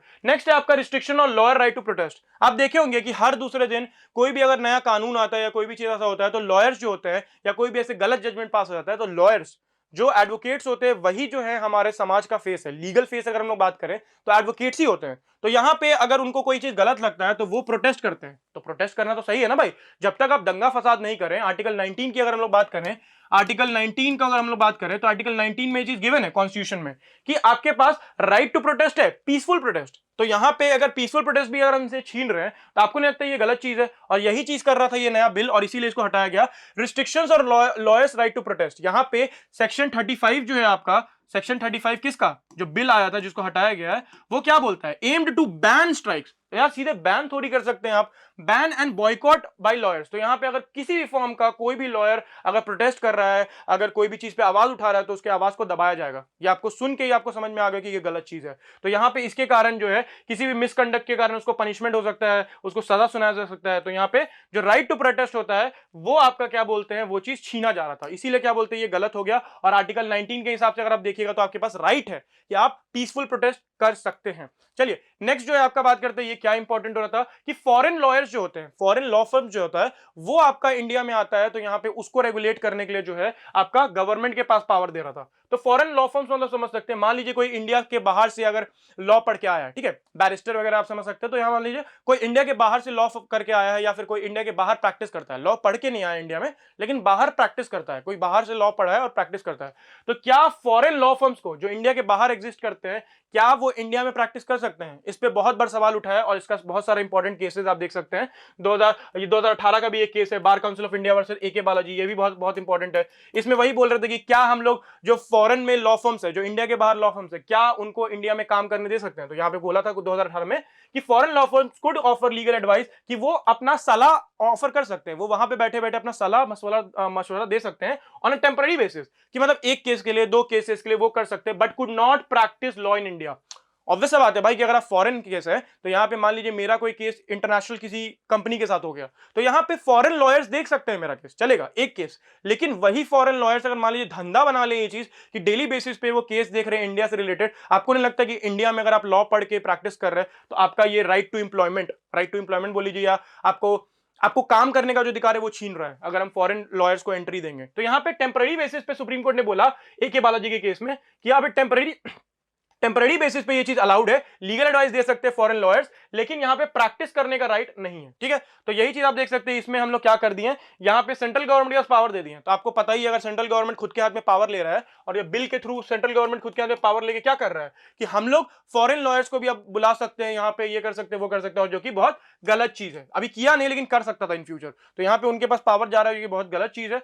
तो regulate entry of foreign law firms and lawyers into India. चलिए नेक्स्ट जो है आपका लीगल डेफिनेशन जो है प्रैक्टिशनर्स का, इसको भी बहुत ज्यादा अपोज किया जा रहा है। लीगल प्रैक्टिशनर्स का मतलब क्या होता है? एडवोकेट एक्ट अगर हम लोग देखेंगे तो उसमें लीगल प्रैक्टिशनर का मतलब क्या होता है कि कोई भी इंसान अगर मान लीजिए कोर्ट में प्रैक्टिस करता है तो उसको हम लोग लीगल प्रैक्टिशनर बोल सकते हैं। कोर्ट मतलब हो गया कि किसी भी कोर्ट में, ट्राइब्यूनल में, किसी भी बॉडी के सामने अगर जाके वो अपना केस रिप्रेजेंट करता है, उसके पास पावर है ये चीज का, तो लाइसेंस है उसके पास, तो हम उसको लीगल प्रैक्टिशनर बोलते हैं। लेकिन यहां पे हम लोग क्या कर रहे हैं, उसका डेफिनेशन एक्सपैंड कर दिए। अभी तक क्या था कि कोर्ट के सामने जाके जो बहस करते हैं बस उनका था, लेकिन अब क्या बोलते हैं, जो नया बिल है उसके थ्रू हम लोग इसको वो कर रहे थे, एक्सपैंड कर दिए। इसमें हम लोग क्या इंक्लूड कर लिए, कॉर्पोरेट लॉयर, जो कंपनी वगैरह में जो बोल सकते हैं, या लॉ फर्म्स में जो लॉयर्स बैठ के बस डेस्क जॉब करते हैं, ठीक है, बस वो रिसर्च का काम करते हैं, उनको भी ये बोल रहे हैं लीगल प्रैक्टिशनर्स में डालने के लिए। तो ये चीज जो एडवोकेट्स है, जो कोर्ट में प्रैक्टिस करते हैं, वो बोले गलत चीज है, क्योंकि उनका कोई रोल नहीं है, वो कोर्ट आते ही नहीं है, तो वो लीगल प्रैक्टिशनर कैसे हो गए? नाम में क्या है, लीगल प्रैक्टिशनर। प्रैक्टिशनर का मतलब है कि आप कोर्ट के सामने बहस करते हैं, प्रैक्टिस करते हैं। तो जो कॉर्पोरेट लॉयर्स है, जो फर्म्स में बैठ के काम करते हैं, डेस्क जॉब रिसर्च करते हैं, केसेस खोजते हैं, तो ये क्या बोलते हैं आपका, क्या उसमें उनको इसके डिफिनेशन के अंदर लाना चाहिए? तो ये इसको अपोज करते हैं, बोलते हैं कि नहीं लाना चाहिए। Lawyer association with foreign law firms, तो ये सब आप देख सकते हैं, ये सब को लीगल डेफिनेशन के अंदर लाया जा रहा था, लीगल प्रैक्टिशनर्स के, और इसको भी अपोज किया गया है। तो ये बहुत ज्यादा इंपॉर्टेंट हो जाता है। और यहाँ पे नेक्स्ट आपका मिसकंडक्ट अगर आप करते हैं, वही चीज है, इस सब के इसके लिए भी जो है बिल में बहुत ज्यादा सजा वजा दिया गया था, और इसीलिए क्या बोलते हैं, इसको गलत बोला गया कि 3 लाख का आपको फाइन देना पड़ सकता है, 50,000 तक का अगर आप कुछ ऐसा करते हैं, imposing monetary fine for guilty of misconduct. अगर मान लीजिए कोई कंप्लेन फाइल होता है आपके अगेंस्ट, आपके क्लाइंट द्वारा, तब आपको पैसा देना पड़ सकता है। तो बहुत सारा चीज था यहाँ पे, बहुत सारा चीज था, और इसको अपोज किया गया, और यहाँ पे बिल को जो है विड्रॉ कर लिया गया। और आप देख सकते हैं reasons, strong opposition from legal community. मैंने आपको बताया प्रोटेस्ट चल रहा था बहुत जगह, नेशनल वाइड स्ट्राइक चल रहा था, इसी के कारण क्या हुआ, सरकार मजबूरन इसको वापस ले लिया। तो this bill has been withdrawn, और ये आपका बहुत इंपॉर्टेंट बन जाता है। आपको पता होना चाहिए कि अगर लीगल प्रैक्टिशनर का डेफिनेशन अगर एनहांस कर रहे हैं तो उसका मतलब क्या होता है। Bar council act, bar council of India अगर हम लोग बात कर रहे हैं तो यहाँ पे उनका पावर्स क्या है, वो क्या क्या कर सकते हैं। ये आर्टिकल 19 के अंदर क्या पावर है, 49B बिल का क्या बोल रहा था, 35A क्या बोल रहा था प्रोटेस्ट के बारे में, ये सब चीजें आपको पता होनी चाहिए। और हम लोग बढ़ते हैं नेक्स्ट टॉपिक पे। तो अब हम लोग इसको देखते हैं 2 मिनट में, क्या है ये नेक्स्ट टॉपिक आपका बात करता है remission without application, what the supreme Court held and why. Remission का मतलब हम लोग समझते हैं, रिमिशन का मतलब होता है माफी, एक तरीके से माफीनामा होता है कि अगर आपने कोई क्राइम किया है और आपको सजा मिल गया है तो रिमिशन में क्या करते हैं कि आपका सजा माफ कर देते हैं, जस्ट बिकॉज आपका बिहेवियर अच्छा है या जस्ट बिकॉज आपने कोऑपरेट किया है बहुत मतलब लोगों के साथ, या फिर कोई और रीजन हो सकता है, बहुत सारे रीजन हो सकते हैं, हेल्थ इश्यूज, कोई कंडीशन हो सकता है आपको। तो यहां पे रिमिशन एक वर्ड नहीं है, और भी तरीके का वर्ड है जो हम लोग देखेंगे कि यहां पे पावर देता है कि अगर कोई कन्विक्ट मतलब जिसको सजा हो गया है, जो दोषी पाया जा चुका है, वो अगर क्या बोलते हैं एक एप्लीकेशन अगर फाइल करना चाहता है तो he can file an application. और एप्लीकेशन किस चीज के लिए होगा, बिफोर हैंड रिलीज के लिए, प्री मेच्योर रिलीज। आप देख रहे हैं प्री मेच्योर का मतलब क्या है कि आपका सजा खत्म नहीं हुआ है, आपको अगर आपको 10 साल का सजा हुआ है तो 10 साल का सजा आपका खत्म नहीं हुआ है, लेकिन आपको प्री मेच्योर रिलीज मिल रहा है। तो ये बहुत एक्सेप्शनल मतलब बहुत हाई लेवल के केस में होता है, 10 साल तो मैंने ऐसे ही बोल दिया, लेकिन ये सीवियर केसेस में होता है। तो यहां पे आपको कैसे मिलता था रिमिशन, पहले आप देख सकते हैं रिमिशन विदाउट एप्लीकेशन। तो जो कन्विक्ट है वो एक एप्लीकेशन डालता था, वो एक लिखता था कि भाई हमको यहाँ पे रिमिशन मिलना चाहिए क्योंकि मेरा ये प्रॉब्लम है, तो वो रिमिशन मांगता था और यहाँ पे उसको रिमिशन मिल जाता था। तो रिमिशन पॉलिसीज होता है, और ये क्या क्या होता है हम लोग की बात करेंगे। तो यहाँ पे दिक्कत क्या आ रहा है कि अब जो है दिक्कत नहीं आ रहा है, यहाँ पे एक अच्छा चीज जो सुप्रीम कोर्ट ने बोला कि यहाँ पे इवन दो जो इंसान है जो कन्विक्ट है वो खुद से अगर रिमिशन अप्लाई नहीं करता, डजंट मैटर, यहाँ पे अगर उसने किसी भी फॉर्म में अगर मान लीजिए सरकार को खुद से लगता है या प्रिजन को खुद से लगता है, मतलब जेल अथॉरिटीज को लगता है कि उसको रिलीज कर देना चाहिए, he should be release, pre mature release कर देना चाहिए, तो यहां पे वो खुद से भी कर सकते हैं। तो एप्लीकेशन का जरूरत नहीं है। पहले कैसे होता था कि एप्लीकेशन लगता था कि भाई मेरा सजा माफ कर दो, मेरा तबियत खराब है, हमको प्रॉब्लम है, मेरा एज बहुत ज्यादा हो गया, कुछ भी रीजन हो सकता है, या मेरा अच्छा कंडक्ट है, गुड बिहेवियर। मूवीज में भी आपने देखा होगा कि अगर तुम इन्वेस्टिगेशन में कोऑपरेट करोगे या फिर क्या बोलते हैं तुम ढंग से पेश आओगे तो तुम्हारा सजा कम करवा देंगे, और यही चीज है आपका। तो यहां पे एप्लीकेशन के प्रोसेस के थ्रू होता था, एप्लीकेशन कौन देता था, कन्विक्ट। लेकिन अब क्या है, अब देख सकते हैं इसके चेहरे पे एक मुस्कुराहट, कि यहां पे क्यों मुस्कुराहट है इसके चेहरे पे, जस्ट बिकॉज इसको सजा से मतलब जो बोलते हैं बरी कर दिया गया। तो प्री मेच्योर रिलीज जो है अब आपका डायरेक्टली भी मिल सकता है, और ये आपको जो है गवर्नमेंट बोल सकते हैं या जेल अथॉरिटीज बोल सकते हैं, उनके पास पावर दे दिया गया, बिना एप्लीकेशन के आप उसको छोड़ सकते हैं। तो रिमिशन आप समझ के, रिमिशन क्या है, रिड्यूस और shorten the period of sentence that a convicted person must serve, allow the state government, देख रहे हैं स्टेट गवर्नमेंट को अलाउ करता है कि पार्शियली कैंसिल कर सकता है वो punishment impose by the court, कि सरकार के पास ये पावर है कि अगर कोर्ट कोई सजा दिया है और उसको लग रहा है कि इसको हटा देना चाहिए, कम कर देना चाहिए, तो वो कर सकता है। तो यही रिमिशन का बात कर रहा है, और इसके लिए पहले एप्लीकेशन लगता था, अब एप्लीकेशन नहीं लगता है। तो आपका देखते हैं कि आपका एक्ट में या क्रिमिनल लॉज में इसका क्या क्या सेक्शन है और कब कब ऐसा हो सकता है। तो 473 आपका जो बीएनएस है, भारतीय नागरिक सुरक्षा संहिता, ठीक है, आपका क्रिमिनल प्रोसीजर कोड जो था आपका सीआरपीसी, ये आपका क्या बन गया, भारतीय नागरिक सुरक्षा संहिता। और ये आप देख सकते हैं यहाँ पे गिवन ही है, ये आपका क्या बोलता है, state can remit sentence at any time and impose condition like reporting to the police and regular intervals. तो सरकार जो है आपका, स्टेट मतलब सरकार बोलना चाहता है, स्टेट गवर्नमेंट, क्योंकि प्रिजन जो है आपका, जेल जो है आपका बोल सकते हैं, वो आपका स्टेट लिस्ट में आता है, मतलब आपका स्टेट गवर्नमेंट का मैटर है, और यहाँ पे किसी भी इंसान को जेल में रखना है या निकालना है वो आपका स्टेट गवर्नमेंट डिसाइड करता है। ये बहुत ज्यादा इंपॉर्टेंट चीज आपको ध्यान रखना पड़ेगा कि स्टेट गवर्नमेंट का उस पर होता है कि अगर मान लीजिए किसी भी स्टेट में, झारखंड में या मान लीजिए किसी भी स्टेट में, यहाँ पे कोई भी अगर इंसान जेल में रह रहा है या वो बाहर जा रहा है, वो कौन डिसाइड करेगा, वो स्टेट गवर्नमेंट डिसाइड करेगा। और ये आपका क्या बात करता है, ये आपका इसमें बात करे कि वो छोड़ सकते हैं उनको कभी भी, ठीक है। तो नेक्स्ट देख सकते हैं आपका क्या बात करता है, सेक्शन 475, ये आपका बात करता है कि लाइफ कन्विक्ट्स, जिनको क्या बोलते हैं आजीवन कारावास मिला है, कि भाई अब जब तक नहीं मरते तब तक आप रहिए, उस केसेस में क्या होता है कि उनको 14 साल मिनिमम सर्व करना पड़ेगा। ऐसा थोड़ी कि जल्द छोड़ देंगे, अगर आपको लाइफ इंप्रिजनमेंट मिला है तो ऐसा थोड़ी कि आपने बस एप्लीकेशन दिया आपको छोड़ देंगे, उसके पीछे कोई रीजन होना चाहिए ना। तो यहां पे देख रहे हैं कि हमने क्या कंडीशन लगा दिया है कि 14 साल आपको मिनिमम जेल में सर्व करना पड़ेगा, अगर आप लाइफ कन्विक्ट है तभी आपको वो मिलेगा रिमिशन। नेक्स्ट है आपका, हम लोग बात करते हैं आर्टिकल पे, आप लोग, हाँ हम लोग आ गए, ये दोनों था आपका किसका प्रोविजन था, ये दोनों आपका था क्रिमिनल लॉ का प्रोविजन, ठीक है, ये आपका क्रिमिनल लॉ का प्रोविजन था। और यहाँ पे अब हम लोग देखें तो ये कॉन्स्टिट्यूशन का प्रोविजन है। कॉन्स्टिट्यूशन का आर्टिकल क्या बात करता है, देख सकते हैं सेक्शन आर्टिकल। तो कॉन्स्टिट्यूशन का आर्टिकल क्या बात करता है, 72 और 161, प्रेसिडेंट और गवर्नर को रिस्पेक्टिवली, ठीक है। प्रेसिडेंट के पास भी पावर है 72 के अंदर, गवर्नर के पास पावर है 161 के अंदर। और ये आपका क्या बोलते हैं पावर, किस बारे में बात करता है, ये पावर बोलता है कि वो रेमिशन कर सकते हैं। अगर कोई इंसान गुहार लगाता है गवर्नर के पास माफी के लिए, या बोलते हैं कि यार हमको माफ कर दो, अब हमको छोड़ दो, तो यहां पे he can do such thing. और यहां पे प्रेसिडेंट और गवर्नर के पास पावर है कॉन्स्टिट्यूशन के थ्रू। तो ये आप देख सकते हैं, ये बहुत इंपॉर्टेंट केसेस है कि यहां पे रिमिशन जो है वो कैसे दिया जाएगा, कब कब नहीं दिया जाएगा। बहुत कॉमन सेंस है भाई। अगर कोई सरकार किसी इंसान को या किसी क्रिमिनल को बाहर छोड़ रहा है, तो ये चीज उनको ध्यान रखना है कि वो गलत तरीके से नहीं कर रहा है, वो बायस नहीं है, वो किसी बदमाश इंसान को या किसी क्रिमिनल माइंडेड इंसान को जो अभी नहीं सुधरा है तो उसको बाहर नहीं छोड़ दे। तो यहाँ पे ये सब चीजें बहुत इंपॉर्टेंट हो जाता है। और यहाँ पे ये आपको बताया कि रिमिशन रिक्वायर्ड एन एप्लीकेशन, जो मैंने आपको बताया। लेकिन अभी क्या है, जो रिमिशन है मस्ट यहाँ पे अपने आप वो कंसिडर कर लेंगे, गवर्नमेंट अपने आप कर सकता है। तो यहाँ पे रिमिशन कब कब मिल सकता है, ये आप देख सकते हैं कि मान लीजिए फेस्टिवल वगैरह वाला कॉन्सेप्ट हो गया, आर्बिट्ररी वाला कॉन्सेप्ट कि यहाँ पे आपको उल्लंघन नहीं किया जाएगा उस चीज को। आपको जब छोड़ा जा रहा है बाहर तो उसके पीछे कोई ग्राउंड है, ठीक है, कि यहाँ पे कोई आपको घर में कोई बीमार है, कोई भी चीज है, तो रिमिशन का अलग अलग तरीका हो सकता है, वो हम लोग समझेंगे आगे कि या तो थोड़े टाइम के लिए या तो बहुत टाइम के लिए। तो नेक्स्ट हम लोग देख रहे हैं कि आर्टिकल 14 इक्वालिटी की बात करता है, ये डिस्क्रिमिनेशन का, इसलिए जो है ये आपका इंपॉर्टेंट बन जाता है। तो ये पूरा कॉन्सेप्ट हमने समझ लिया। और ये जो सुप्रीम कोर्ट का डायरेक्शन है स्टेट को जो उन्होंने दिया है, ये आपका बात करता है कि क्यों एक इंसान को छोड़ना चाहिए, क्योंकि ओवर क्राउडिंग ऑफ प्रिजन्स हो रहा है। अगर आपको पता होगा, ओवर क्राउडिंग ऑफ प्रिजन्स का मतलब होता है कि बहुत सारे लोग जो है वो जेल में जा रहे हैं और यहाँ पे जेल बहुत ज्यादा भरते जा रहा है। तो इसीलिए क्या बोलते हैं, हमने क्या किया है कि अब सरकार के पास ये पावर दे दिया कि भाई अगर तुमको लग रहा है कोई इंसान सुधर गया है तो उसको छोड़ सकते हो, क्योंकि जेल्स उतने नहीं है हमारे पास जितने लोग क्रिमिनल्स हमारे पास हो रहे हैं। तो यहाँ पे ओवर क्राउडिंग एक बहुत सीरियस इशू है। और इसीलिए क्या बोलते हैं, जो स्टेट जो आपका सुप्रीम कोर्ट है उसने स्टेट गवर्नमेंट को बोला है कि ये सब चीज आप कंसिडर कीजिए। आपका जो प्रिजन मैनुअल से आप देख सकते हैं कि प्रिजन मैनुअल जो स्टेट का है, ठीक है, all state must create an exhaustive remission policy with in 2 months. और ये कहां करेंगे, जो मैंने आपको बताया कि प्रिजन जो है वो आपका स्टेट सब्जेक्ट है और यहाँ पे वो अपना ये कर सकते हैं, ठीक है। सुप्रीम कोर्ट अपना डायरेक्शन दिया कि स्टेट को ये बनाना चाहिए कि जो स्टेट गवर्नमेंट है वो अपने हिसाब से किसी भी इंसान का रिमिशन अप्रूव कर सकता है, ठीक है।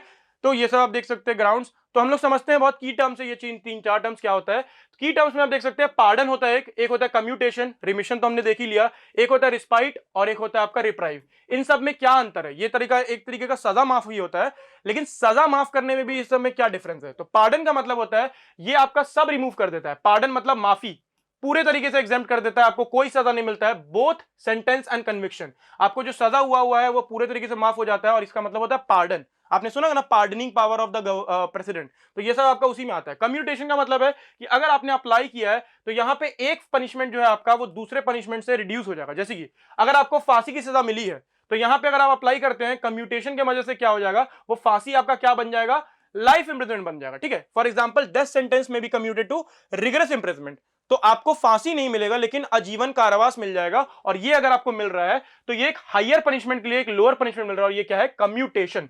रिमिशन का मतलब क्या होता है, reducing a period of sentence. मान लीजिए जैसे कि अर्ली रिलीज जो मैंने बोला ना, प्री मेच्योर रिलीज, ये होता है कि अगर आपको पहले रिलीज कर दिया जाए, जैसे कि 2 साल का सजा था अब उसको 1 साल का कर दिया जाए, तो रिलीज हुआ ना, कम हुआ ना सजा।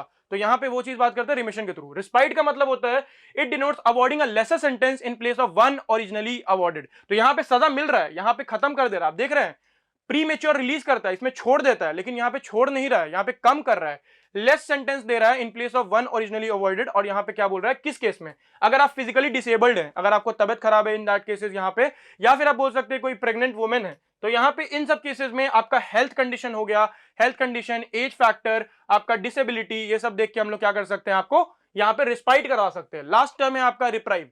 रिप्राइव का मतलब क्या होता है, आपका रिप्राइव का मतलब होता है कि आपका एग्जीक्यूशन पे स्टे लग जाता है। अगर आपने इनमें से कोई भी एप्लीकेशन दिया हुआ है, इनमें से कोई भी नहीं, फॉर एग्जांपल होता है कि अगर आपने फांसी की सजा को माफ करवाने के लिए, कम करवाने के लिए कोई एप्लीकेशन दिया हुआ है, तो उस टाइम के लिए जो है आपका फांसी का सजा रोक दिया जाता है। और इसी को हम लोग क्या बोलते हैं कि यहां पे आपका एक स्टे लग जाता है, रोक लग जाता है किसी चीज पे, फांसी का सजा का, ताकि वो आप एक तरीके से प्रेसिडेंट से अपना पार्डन या कम्युनिकेशन करा सके, ठीक है। तो ऐसा नहीं कि आपने अगर एप्लीकेशन दिया हुआ है प्रेसिडेंट के पास तो आपको कल के कल फांसी पे चढ़ा देंगे, नहीं, ऐसा नहीं होगा। आपको समय दिया जाएगा, जब तक प्रेसिडेंट या गवर्नर का रिप्लाई नहीं आता है तब तक आपको बस पूरा समय। तो ये इसका बात करता है रिप्राइव। रिप्राइव मतलब स्टे लगा देना ऑर्डर पे आपका, उस पे। चलिए एक दो छोटे छोटे चीज है वो हम लोग समझते हैं। आपका 2 आखिरी का टॉपिक बचा हुआ है, आर्टिकल, ये आपका जो टॉपिक नंबर 10 है वो क्या बात करता है, supreme court stage Lokpal orders on high court जजेस। तो ये बहुत बेसिक सा डिसीजन है, हम लोग समझते हैं कि सुप्रीम कोर्ट जो है वो स्टे लगा दिया। स्टे का मतलब तो आपको पता है, रोक लगा दिया। किसके डिसीजन पे रोक लगाया, लोकपाल के ऑर्डर पे। तो शॉर्ट में समझते हैं इसको कि लोकपाल ने क्या किया और सुप्रीम कोर्ट ने क्यों उस पे स्टे लगाया, क्योंकि यहां पे जो है लोकपाल ने एक ऑर्डर पास किया था कि वो लोकपाल, आप समझ सकते हैं लोकपाल ऑफ इंडिया, लोकपाल को क्यों बनाया गया था, क्योंकि ये आप देख सकते हैं, पहले समझते हैं लोकपाल क्या होता है, ठीक है। तो लोकपाल एंड लोक आयुक्त, आप सुने होंगे ये सब चीज कि लोकपाल एंड लोक आयुक्त जो है ये आपका एक एक्ट बनाया गया था, लोकपाल एंड लोक आयुक्त एक्ट 2013। ये आपको बनाया गया था, क्यों बनाया गया था, ताकि आप किसी भी इंसान को अगर वो करप्शन करता है तो वहां पे उसको सजा दिया जा सके। तो लोकपाल मतलब सेंट्रल लेवल पे, लोक या आयुक्त मतलब स्टेट लेवल पे, ये दो अथॉरिटीज बनाए गए थे इस एक्ट के थ्रू, जहां पे अगर कोई भी इंसान करप्शन करता है, तो कोई भी इंसान में कौन कौन इंसान आएगा उसी पे पूरा डिस्प्यूट है। तो कोई भी इंसान अगर करप्शन करता है या फिर उस पर कोई भी गलत चार्जेस लगे हैं तो उसको कौन इन्वेस्टिगेट करता है और कैसे कर सकता है और पावर कहां दिया गया है, लोकपाल एंड लोक आयुक्त एक्ट 2013। ये बहुत इंपॉर्टेंट होता है। और यहां पे जो लोकपाल है या लोक आयुक्त है, यहां पे जो है उनका, वहां पे एक केस चल रहा था उनके पास कि एक हाईकोर्ट जज को क्या हम लोग इसके अंडर ला सकते हैं। अगर कोई हाईकोर्ट जज पे कोई केस हो रहा है तो क्या हम लोग उसको लोक आयुक्त एंड लोकपाल में डाल सकते हैं कि नहीं डाल सकते हैं। तो यहां पे वही वाला बात चला था कि हाईकोर्ट जज आएगा कि नहीं आएगा, और ये बहुत इंपॉर्टेंट हो जाता है कि लोकपाल में जो डेफिनेशन है पब्लिक सर्वेंट का उसके अंदर क्या है। तो लोक आयुक्त एक्ट क्या बात करता है, पब्लिक सर्वेंट जो है वो कौन होते हैं, section 14 of the Lokpal and लोक आयुक्त एक्ट बोलता है कि यहां पे any person who is or has been chairperson, member or officer or employee in any autonomous body, ये इंपॉर्टेंट नहीं है, इंपॉर्टेंट कहां से, established by the act of parliament or wholly or partly by financed by the central government or controlled by it। तो यहां पे अगर कोई भी एक्ट ऑफ पार्लियामेंट के द्वारा कोई लॉ बनाया जाता है और वहां पे किसी भी इंसान को अपॉइंट किया जाता है, कोई भी चेयरपर्सन, मेंबर या ऑफिसर, तो इसमें क्या जज को डाल सकते हैं, चेयरपर्सन, मेंबर या ऑफिसर या फिर एम्प्लॉय, इसमें क्या जज को डाल सकते हैं, हाईकोर्ट जज को। तो यही डिस्प्यूट चल रहा था और लोकपाल ने क्या बोला कि हाँ ये हम लोग जजेस को डाल सकते हैं इसके अंदर और हम जज पे भी केस कर सकते हैं। क्यों क्यों कर सकते हैं, क्योंकि आपका जो ये आपका हाईकोर्ट एक्ट देख सकते हैं, ये आपका हाईकोर्ट एक्ट 1861 है। लोकपाल भी अपने जगह सही था, अगर देखेंगे तो इस पे स्टे लगाया है, तो इस पे बहुत बड़ा मसला होने वाला आगे, तो आगे भी आप लोग इस पे अपडेटेड रहिएगा, आगे भी मैं आपको बताऊंगा जब आएगा कुछ। तो यहां पे स्टे लगाया, क्यों लगाया, क्योंकि लोकपाल का जो है वो भी डिसीजन सही था। उन्होंने क्या बोला कि हाईकोर्ट एक्ट जो है 1861 का या गवर्नमेंट ऑफ इंडिया एक्ट जो है 1935 का, ये दोनों क्या है, एक्ट ऑफ पार्लियामेंट है। और यहां पे वही तो बोलता है लोकपाल एक्ट कि यहां पे अगर कोई एक्ट ऑफ पार्लियामेंट है उसके द्वारा कोई अपॉइंट किया गया है तो उसको हम लोग पब्लिक सर्वेंट में डाल सकते हैं। तो हाईकोर्ट जज तो पब्लिक सर्वेंट में आ गए ना, तो लॉजिकली अगर सोचिएगा तो ये सही चीज है। बट इफ यू सी यहां पे बात किया जा रहा था कि जो जज है उनको इसके अंदर नहीं डाला जाएगा और सुप्रीम कोर्ट ने इसीलिए इस पे स्टे लगा दिया, बोला कि जज इसके अंडर फॉल नहीं करते हैं, द जज does not fall under this. अभी नहीं बोला एग्जैक्टली लेकिन एक स्टे लगा दिया है। तो आप समझ पा रहे हैं ना कि क्या इशू है, पब्लिक सर्वेंट अंडर जज आएगा कि नहीं आएगा, क्यों आएगा, क्योंकि एक्ट ऑफ पार्लियामेंट मतलब हाईकोर्ट एक्ट बनाया गया था और अपॉइंटमेंट जो होता है वो जजेस का इसके थ्रू या हाईकोर्ट के अंदर काम कर रहे हैं तो वो होगा ना एक सर्वेंट, ठीक है। अगर हाईकोर्ट में वो काम कर रहे हैं और ये एक्ट बनाया गया है तो यहां पे जो दिक्कत है ये समझते हैं हम लोग कि पब्लिक सर्वेंट का जो डेफिनेशन है वो बहुत ज्यादा वाइड है और ऐसा वैसा है। तो हाईकोर्ट का जज का अगर हम लोग अपॉइंटमेंट का बात करें तो ये किस बारे में बात करता है, और अगर इसका बात करें तो ये आप देख सकते हैं कि कॉन्स्टिट्यूशन में भी इसका ये एक रेलेवेंस दिया हुआ है। कॉन्स्टिट्यूशन में अगर हम लोग देखेंगे तो कॉन्स्टिट्यूशन में इसको पावर देता है हम लोग को, हाँ, article 214 of the constitution says that there shall be a high court for each state। तो यहां पे आप देख सकते हैं कॉन्स्टिट्यूशन में अगर लिखा हुआ है तो इसके मतलब क्या आता है, सुप्रीम कोर्ट ने जो क्या बोलते हैं स्टे लगाया, तो क्यों लगाया, reasoning given by the Lokpal to bring high court जज अंडर इट्स परव्यू। तो यहां पे क्या रीजनिंग हो सकता है, मैंने आपको बताया कि भाई ये दोनों जो एक्ट है गवर्नमेंट ऑफ इंडिया एक्ट, ये सब आपका इसके थ्रू बने हैं। तो ये रीजनिंग आपका लोकपाल ने दिया था। तो हाईकोर्ट ने क्या, सॉरी सुप्रीम कोर्ट ने क्या जजमेंट दिया, बोला कि यहां पे द हाईकोर्ट जजेस would not come under purview of the Lokpal and Lok Ayukt since their appointment is governed by the constitution and that they are not like any other public servant। देख रहे हैं आप, ये जजेस को public servant नहीं बोल सकते हैं, ठीक है, जजेस को पब्लिक सर्वेंट नहीं बोल सकते, आप ये पढ़ भी सकते हैं और इसीलिए जो है आपका वो उनके अंडर नहीं आएगा। तो ये आप पॉज करके पढ़ सकते हैं, ये बहुत सारे इंपॉर्टेंट फैक्टर्स है और इन सब चीज पे क्वेश्चन बन सकता है क्योंकि लोकपाल का डिसीजन है और लोकपाल और लोक आयुक्त कब आए थे, इनका जितना भी सेक्शंस है 214 आप देख सकते हैं। भारतीय न्याय संहिता का सेक्शन 15 ये किस बारे में बात करता है, ये आपका बात करता है कि इफेक्टिवली स्टेट दैट जज can not B charge with an offence. अगर कोई जज कोई क्राइम करता है तो उसको चार्ज कर सकते क्या? नहीं। आपको पता नहीं चीज, कोई भी अगर पब्लिक सर्वेंट है फॉर एग्जांपल, या कोई ऑफिस अपना होल्ड कर रहा है और अपने ऑफिस के दौरान कोई सही काम कर रहा है, गुड फेथ में काम कर रहा है, तो उसको हम लोग चार्ज नहीं कर सकते हैं। तो यहां पे जजेस के रिलेशन में स्पेसिफिकली हम लोग लिख दिए किसमें, section 77 of the Indian penal code, जो अब क्या बन गया है सेक्शन 15 ऑफ द भारतीय न्याय संहिता।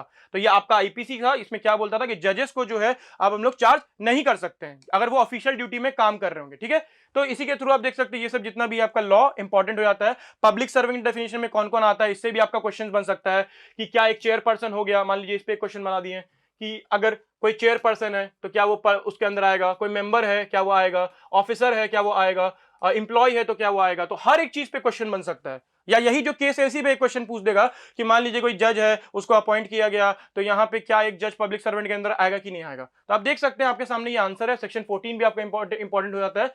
पॉज करके आप इन सब का नोट्स बनाते चलिए।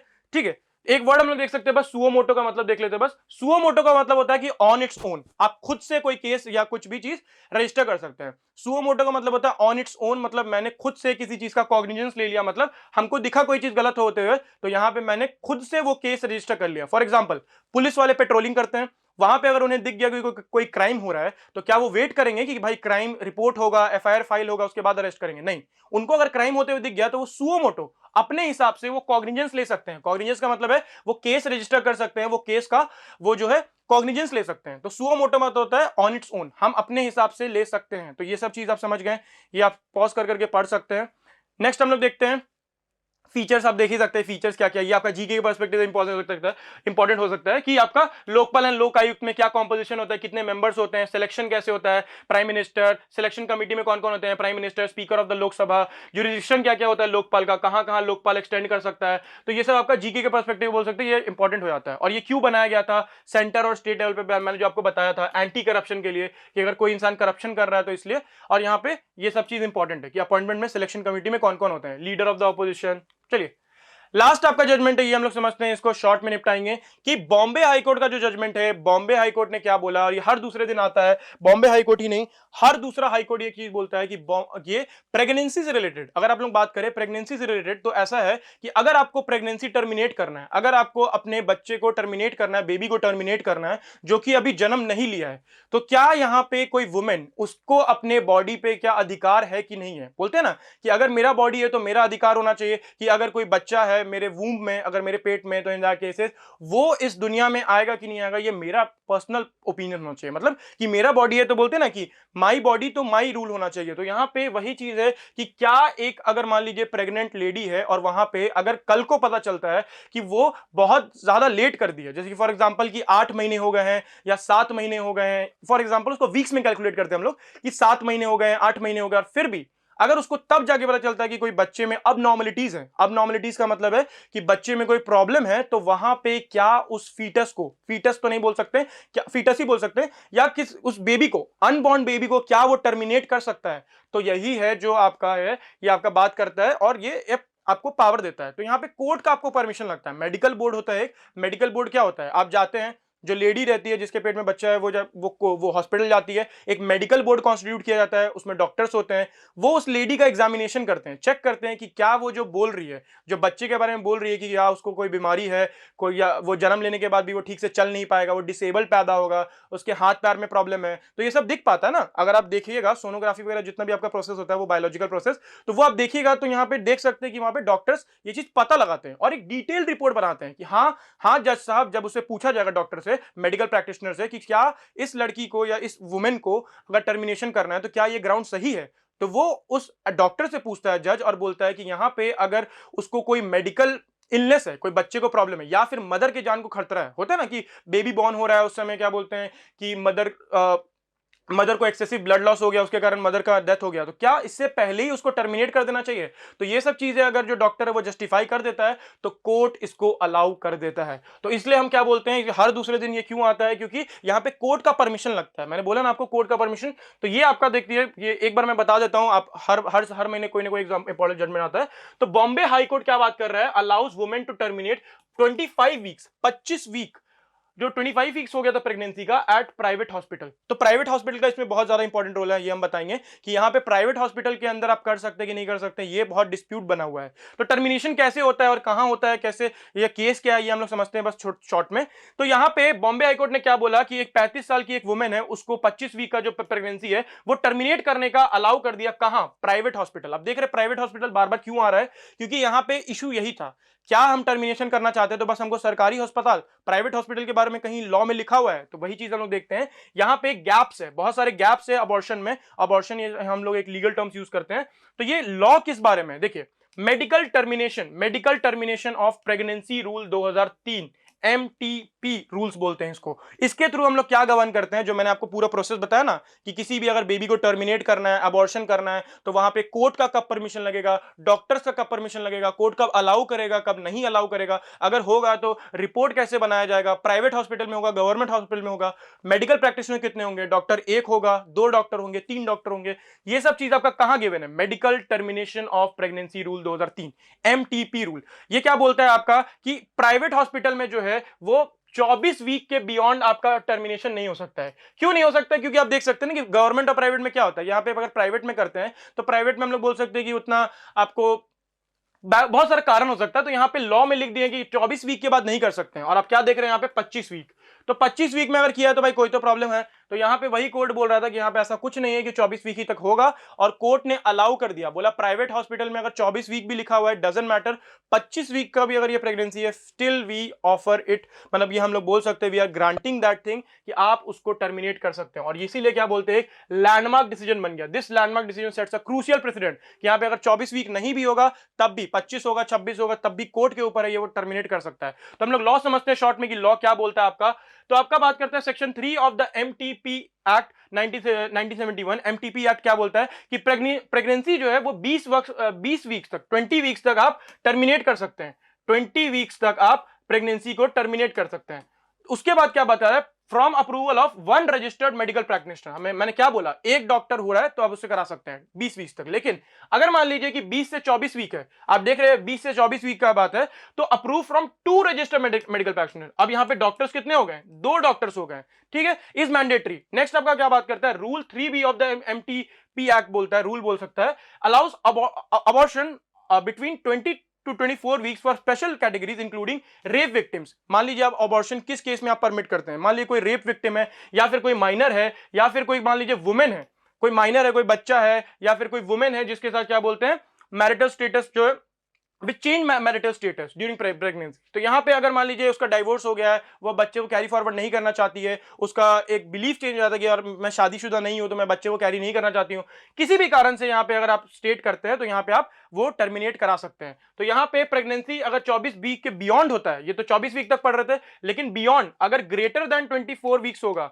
तो यहां पे क्या क्या होगा, तो जो मेडिकल बोर्ड है वो क्या एस्टैब्लिश करता है कि case of substantial foetal abnormality, क्या बोले, जो बच्चा अनबॉर्न रहता है उसको क्या बोलते हैं, फीटस बोलते हैं। तो अबनॉर्मलिटीज का मतलब है कि वहां पे कोई दिक्कत है, उस बच्चे में क्या बोलते हैं कोई प्रॉब्लम है, वो जन्म ले भी लेगा तो वहां पे क्या बोलते हैं वो सर्वाइव नहीं कर पाएगा, अच्छे से नहीं जी पाएगा। इसीलिए क्या बोलते हैं इसका मेडिकल प्रैक्टिशनर का जो रोल मैंने आपको बताया, कोर्ट का रोल, ये सब आपको दिया हुआ है, और ये पूरा लीगल प्रोसीजर फॉलो करना पड़ता है आपको। डिस्ट्रिक्ट लेवल का कमिटी जो है वो सब पूरा अप्रूवल देता है, आपको फॉर्म वॉर्म भरना पड़ता है 12 वीक से 24 वीक के बीच में, आपका ये सब रूल्स भी उसी के बारे में बात करता है कि कब कब कैसे कैसे होता है। तो प्राइवेट हॉस्पिटल का कॉन्सेप्ट समझते हैं, मैंने आपको बताया ना प्राइवेट हॉस्पिटल, तो प्राइवेट हॉस्पिटल का कॉन्सेप्ट समझते हैं। Private hospital must obtain prior approval from district level committee headed by chief medical officer and district health board. तो यहां पे अगर किसी प्राइवेट हॉस्पिटल को वहां पे टर्मिनेट करना है तो यहां पे देख सकते हैं ना गवर्नमेंट हॉस्पिटल और अप्रूव्ड बाय प्राइवेट फैसिलिटीज। तो सेक्शन 4 आपका ये बात करता है कि जो प्रेगनेंसी टर्मिनेट होगा क्या वो प्राइवेट हॉस्पिटल में हो सकता है, तो वही मैंने आपको बताया कि 24 वीक वाला बात था और यहां पे 25 वीक में भी